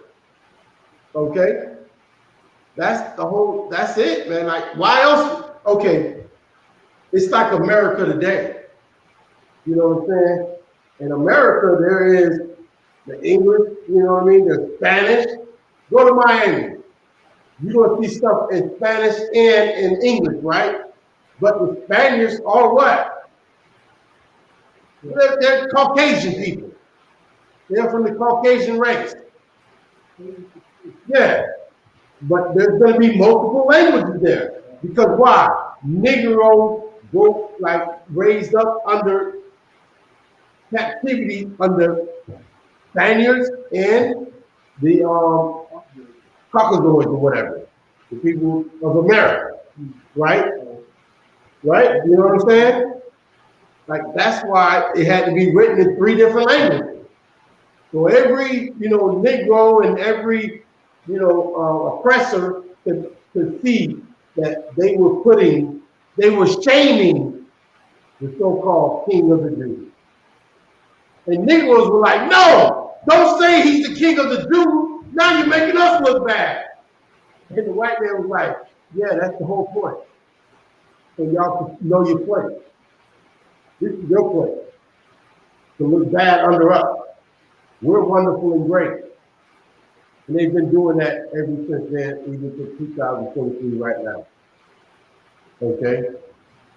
What you guys, did you find anything? I got 1 Corinthians 14. We can go to 14. Let's start at 1.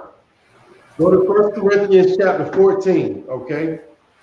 Start at verse 1, and just start reading when you get it, okay? Officer Margaret. Colonel Khan. Most time, Craig. 1 Corinthians chapter 14 and verse 1. Mm-hmm. Follow after charity and desire spiritual gifts, but rather that ye may prophesy. For he that speaketh in an unknown tongue speaketh not unto men. Right. So, he that speaketh in an unknown tongue. That white man did not want to speak in an unknown tongue.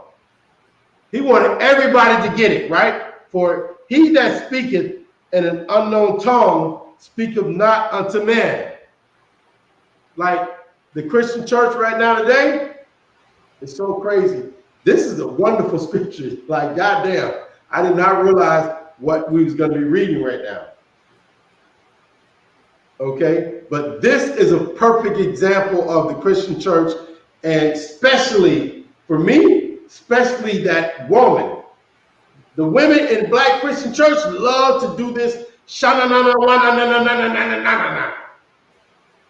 Right? Right. And it says, for he that speaketh in unknown tongues. Okay, that tongue what were the 3 tongues that they wrote that message in when they said Christ was the King of the Jews? One was Greek, right? One was Greek. Everybody know that tongue, right? Not everybody, but people know that tongue, right? People know that tongue, right? I don't come, sir. People know that language. Okay, and the other one was what? Hebrew. Hebrew. Some people know Hebrew. That's a tongue that people know. What was the third one? Latin. Right. There's people that know Latin. And they can hear it and understand it and, you know, get some edification from it if you're talking to them, right? Kodoka. Nobody knows this tongue. La la la la, shana na na, ma ma ma ma ma ma ma ma. Who the hell knows that? Who knows that tongue, Magazar? Only the Christians. No, they don't even know it. They don't know it. When that woman is on that goddamn pulpit or wherever she's at, and she's saying that, nobody knows what the hell she's saying. Guess what? She don't even know what she's saying. She's just making something up. Salaki, sir. Go ahead. She sound like JJ Fad off of Supersonic. Yes. Yeah, you know what I mean? Supersonic. I know that part. That tongue I know. You know what I mean? That's a perfect example. When she says nobody knows that tongue. But when she says supersonic, oh, I understand that part right there. Right. Okay, that's why they wrote it in 3 different tongues. Because those 3 different tongues, people knew those tongues. They could read it, understand it, and say, God damn, this man is supposedly the king of the Jews. And look how he's dying. The Jews ain't shit. The Jews ain't shit. Look at their king. They ain't shit. And he put it in 3 languages. So everybody knew the king of the Jews wasn't shit. Nigga ain't shit. Yeah. The 3 languages that everybody spoke. If there was a different language, he would have put it in that one too. He wanted everybody to know the king of the Jews, nigga Jew, the king of niggas ain't shit. The king of niggas ain't shit. And guess what? It worked. Because 2023, you say Jesus is black, and what are people gonna say? Nigga, that ain't shit. Man, I need a white Christ. I need a white Jesus. I need a Buddha. Fuck that, give me Buddha. Give me something, because the king of the Jews, he ain't shit. He's from the ghetto. He's from Nazareth. See what I'm saying? They wanted everybody that knew a language to know, to be able to read, the king of the Jews ain't shit. Okay? Keep reading. Read from verse 2. Come on. 1 Corinthians chapter 14 and verse 2. For he that speaketh in an unknown tongue speaketh not unto men, but unto God. For no man understandeth him.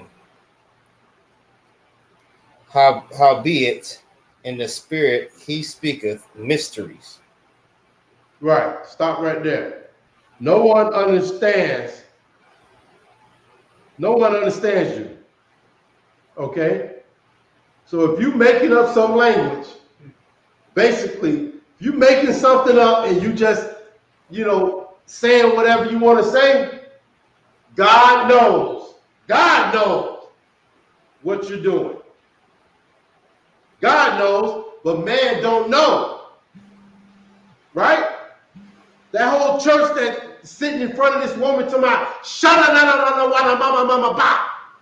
they don't know she's making that shit up. God knows. God knows she's making it up. He knows she's full of crap. Okay? The only tongue that will help anybody is a tongue, a language that people understand and know. You can't just make up You can't just make up, you know, you can't just wake up and make up a language like on Star Trek. Nigga, this ain't Star Trek. This ain't sci-fi. You can't do that.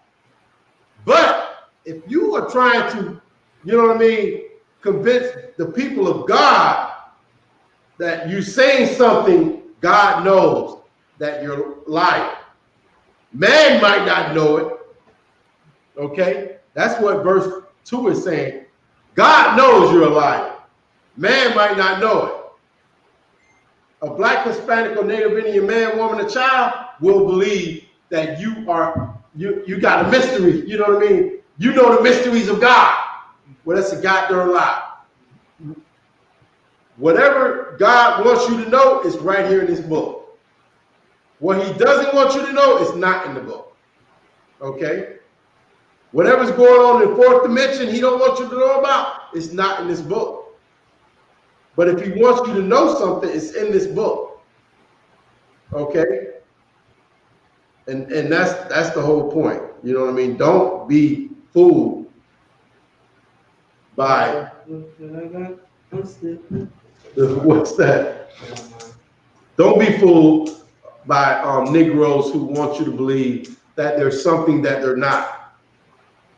Don't be fooled by the Sadducees and Pharisees who know how to read Greek, what was it, Greek, Hebrew, or Latin, that tells you that the king of the Jews ain't shit. You know what I mean? They didn't even want that to be written because they didn't want to be associated with Christ. It's like don't even associate us with this cat. Don't put that out because now we look bad. And guess what they speak? They spoke Latin and Greek. You know what I mean? And that's what's going on today. Right now, 2022, black people, they just want to be loved. They just want to associate themselves with whatever is good and profitable that they can, you know what I mean, be well off and comfortable. Niggas want to be comfortable, Itazal. Being uncomfortable is not comfortable, okay? Negroes want to be comfortable. I get it. Trust me, I understand. Like I was talking about it today at the slavery on a how can I say it, on a basic level, basically. You know what I mean? Everybody just want to be comfortable. We don't want to have to work till we're 60 and 70 and 80 years old. We want to be comfortable. Well, this society, the white man is such an animal, he will make even his own people work. His own family got to work to their bones, you know what I mean? Work to the bone, you know what I mean? Much less Negroes. So we just want to be comfortable, man. We don't want to have to. The brother, this cat on the job said, man, I came on the job and I look at these old people walking around, you know what I mean, on the construction site, dog. Pushing wheelbarrows, carries. He's like, I don't want to be that. And that's just the reality of it. Like, how the hell are you not going to be that? How do we get, you know what I mean? Like, it seems like the only way we can not be that is if we're P. Diddy or what's the other cat name in Miami? Rick Ross, or these people that bend over. They bend over so they can be comfortable and then turn around and lie to black, Hispanics, and Native Indians and say, kill, kill, kill. But they're not doing that, right, Zah? Right. They ain't doing that. They're not doing the drugs, they say. They're not doing the drugs. Drake to my drugs all the time. But he say he don't do no drugs. We jammed up, man. Like, go ahead, Zah. I mean, it's me at 9:40, but I did want to get Acts 2. This is cool as shit. All right, we'll do this one and then we'll bail out because shit. Acts 2. Acts 2 and 4. Acts 2 and 4. Can you hear me, Officer Magazar? Cut on, sir. All right, read Acts chapter 2, verse 4. Acts is God. I'll break it down for you. This is the book of Acts, chapter 2 and verse 4. And they were all filled with the Holy Ghost. All right, start at 1 and then drop it. All right, but also don't say Holy Ghost. Shalaki. Go ahead. Verse 1. Go, come. All right. This is the book of Acts, chapter 2 and verse 1. And when the day of Pentecost was fully come, they were all with one accord in one place. Right. Day of Pentecost, man, one of the feast days. We all came together. And we all had one accord. Meaning what? One body, right? Just like in the I.S.U.P.K. Read on. Is that the end of verse 1? That was the end of verse 1? Shalaki. That was the end of verse 1? Call, sir. Drop the 4. Verse 4. Call. Verse 4. And they were all filled with the Holy Spirit and began to speak with other tongues. Other what? Other tongues. With other tongues. You know what I'm saying? Remember this. You know what I'm saying? Remember this part where it says other tongues, because the Christians will tell you, like what also the shop was saying, that is the other tongue. They say it's coming from the Holy Spirit, right? And they would call that speaking in holy tongues or something like that. Right. Well, we're gonna see if this holy tongue, if this other tongue is what they claim it is. Keep reading. As the Spirit gave them utterance. All right, it came from the Spirit. Go ahead. Verse 5. And they were dwelling at Jerusalem, Jews. Who? Right. Who? At Jerusalem, Jews. Right. They were dwelling at Jerusalem, Jews. Read. Devoted men. Well, I mean, it's the same thing. Devout. Okay. Devout. You know what I'm saying? They are devoted. Like that's what it translates to, but it says devout. It's a lot. Devout men out of every nation. Out of where? Out of every nation. See, Christians skip the part where it says Jews. It's not talking about everybody on the planet Earth. It's talking about Jews that came from other places on the earth. And then that's strike one for the Christians. Read on. Under heaven. Now when this was noised abroad, when the word got out, the multitude came together. Go ahead. And were confounded. They were confused. Why were they confused, man? Keep reading. This is very heavy. Like, people don't understand how much is packed into these few little verses. You know what I'm saying? All you gotta do if you want to destroy a whole doctrine is go to Acts 2. This is showing you right here that this is not talking about everybody on the earth, man. You understand? When the word got out, now all the Jews out of every nation came together and were confused. But why? Why were they confused? Because that every man heard them speak in his own language. In what? In his own language. In his own language. What does that mean? Was they saying Shema Mama La Mama Shalala? Is that anybody's own language? Yes. Is that anybody's own language? Like, what country is Shema Lama Lama La from? What land do they speak Shema Lama La La La? Oh wait, I know. You confused. Confused they are. Like, how are these people speaking in my own language? What language are they talking about? You want to say something? If I could. Yes, sir. All right, so what the brother bringing out is so heavy, right? So Right Yeah, on. Yeah, trust me. But anyway. All right, so now, verse 6, now when this was noised abroad. All right, so this was noised abroad, right? Noise is when this was talked about. When this was, it was talked about.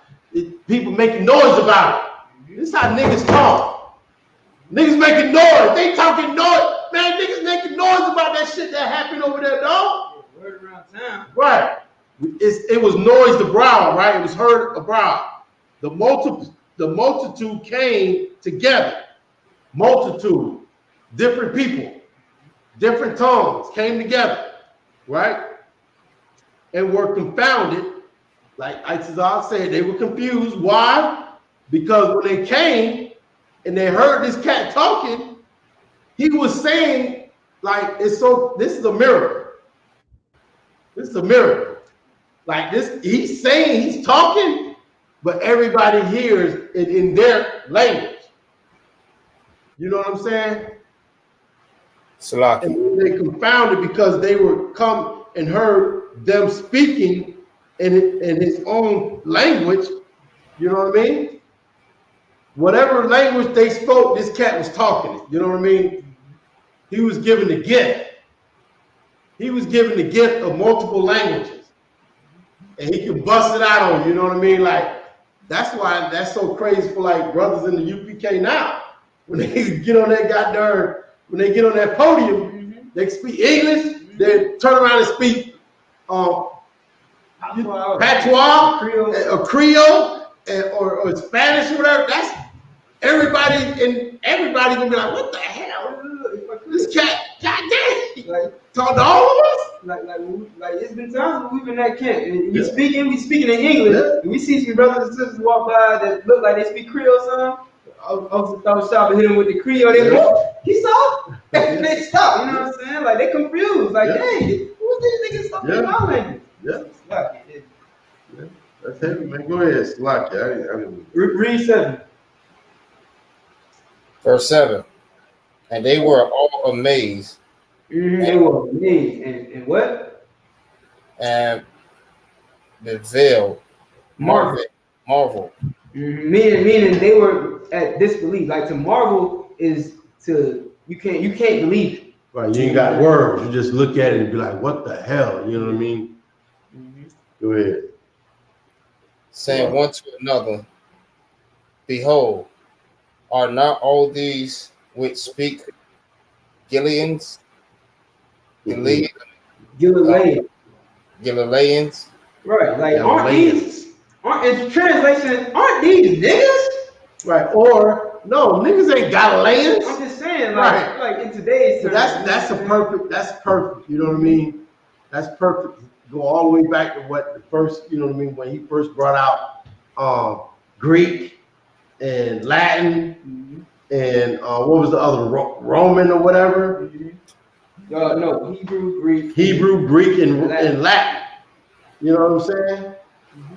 So that's like you come to this spot and you know what I mean, you see these signs and you be like, well shit, this is for Galileans or this is for Romans. You know what I mean? This one guy, all this is being, brought out in different languages about this one guy. Shit, go ahead. Bye. Go ahead. Read it again. Come. Verse 7. And they were all amazed and marveled, saying one to another, behold, are not all these which speaks Galileans? Yeah, like they're saying, are not all these people that's speaking to us Galileans? Like, aren't they from Galilee? I'm not from Galilee. You know what I'm saying? I'm from the land of Moab. I'm from, what I'm saying, wherever they from. They all, remember, keep in mind, they all came together in this one place. They became one body. They keeping this high holy day. They keeping this feast day. But they don't know that the spirit is on them now, and now they can, speak in each other's languages. But they confused. They're like, wait a minute, ain't this brother from Galilee? You know what I'm saying? Ain't this brother from Cape Verde or whatever, Cape Town or whatever? Like, how does he know? How you know my language? How is he speaking Cape Verdean?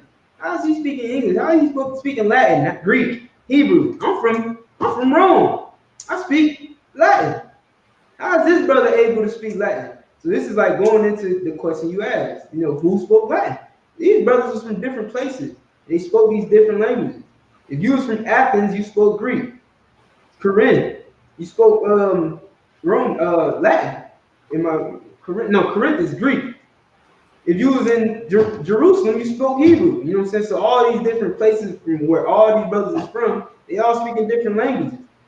But these brothers was amazed and they couldn't believe it. And a bunch of, lowly Negroes, a bunch of wetbacks are speaking my language. Read on. Verse 8. And how hear we every man in our own tongue? In our what? In our own tongue. Read on. Wherein we were born. That's the holy tongue, man. That's that spirit that comes over you and you able to speak in other tongues. This is not talking about this is talking about you being able to communicate with your brothers and sisters no matter what the language barrier. You being able to connect with a brother no matter what part of the earth you came from. You know what I'm saying? These brothers from all over the globe, and they came together in this one place to keep the Lord's holy day. Prime example, it just happened 2 months ago in April when we kept the Passover. And there was a bunch of brothers from all over the place all coming together speaking everybody's language. You know what I'm saying? Look at Jeremiah. He's sitting there speaking Spanish to the Mexican brothers and sisters, to the Colombian brothers and sisters. Brothers in here learning Creole, trying to speak to the Levite brothers and sisters. You know what I'm saying? Because we in the spirit, and we want to communicate with our brothers and sisters, man, so that we one body. Right. So, at the end of the day, if I could, so this scripture that we just read, you know what I mean? It's a good precept to,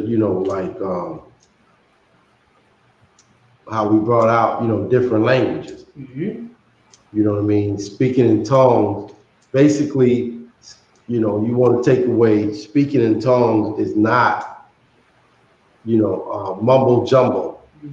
Okay? It's not what they teach in the Christian church where they just making stuff up. Right. Because like you just read, it says, and how hear we every man our own language. Okay? Wherein we were born. Like people that were born in America speak what? English.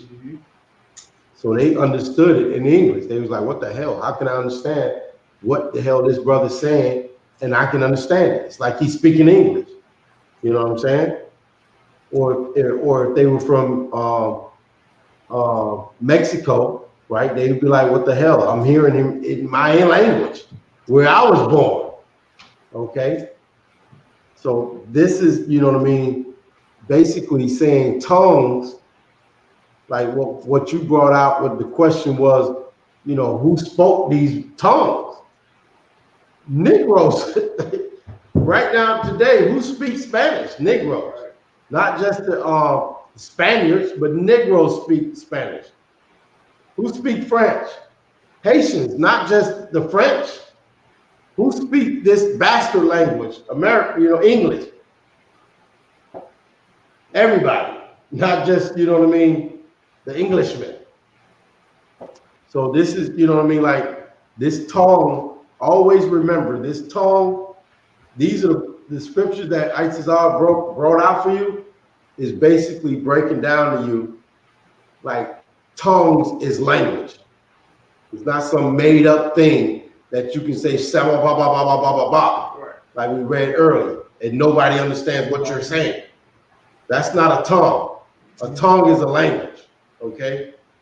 So, you know what I mean? That's it. Who spoke Greek when they wrote those signs? Niggas did. And the Caucasians did. Whoever, like it said right here, wherein we were born. Wherever you was born if you was raised to speak and read what? Greek? What was the other one? Hebrew. Hebrew? What was the other one? Latin. And Latin. If you was born and raised to read and speak that, then that's why that fucking sign was there. So you can see and know and understand the king of the Jews was what? No, Magazar. They wrote that sign in 3 different languages. So everybody, those 3 languages were the prominent languages, right? So they wanted everybody to know, basically, that the king of the Jews was what? Magazar. What he was? I said it earlier. The king of the Jews was, he ain't. Oh, he ain't shit. Yeah, that's what they wanted everybody to know. Niggas ain't shit. Hispanics ain't shit. Native Indians ain't shit. And it worked, because 2,000 plus years later, guess what they're saying? He ain't shit. Niggas Yeah, ain't shit. niggas ain't shit. Hispanics ain't shit. Native Indians ain't shit. Okay? And with that, we're going to go ahead and end the class, man. Go ahead. We ain't got to salute or nothing, but you do whatever you want to do. We ain't got to do all that. If you want to do it, you can do it. Order. No, go ahead, man. Get down. All right. Men of Israel, we're going to give courtesy salute to those in the class. These are men of Israel. I.S.U.P.K, I.M.A.J, Barak.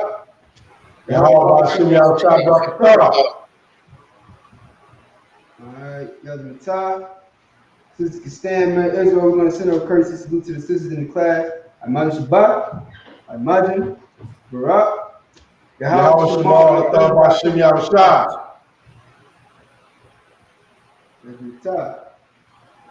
All right, class is missed. Sorry.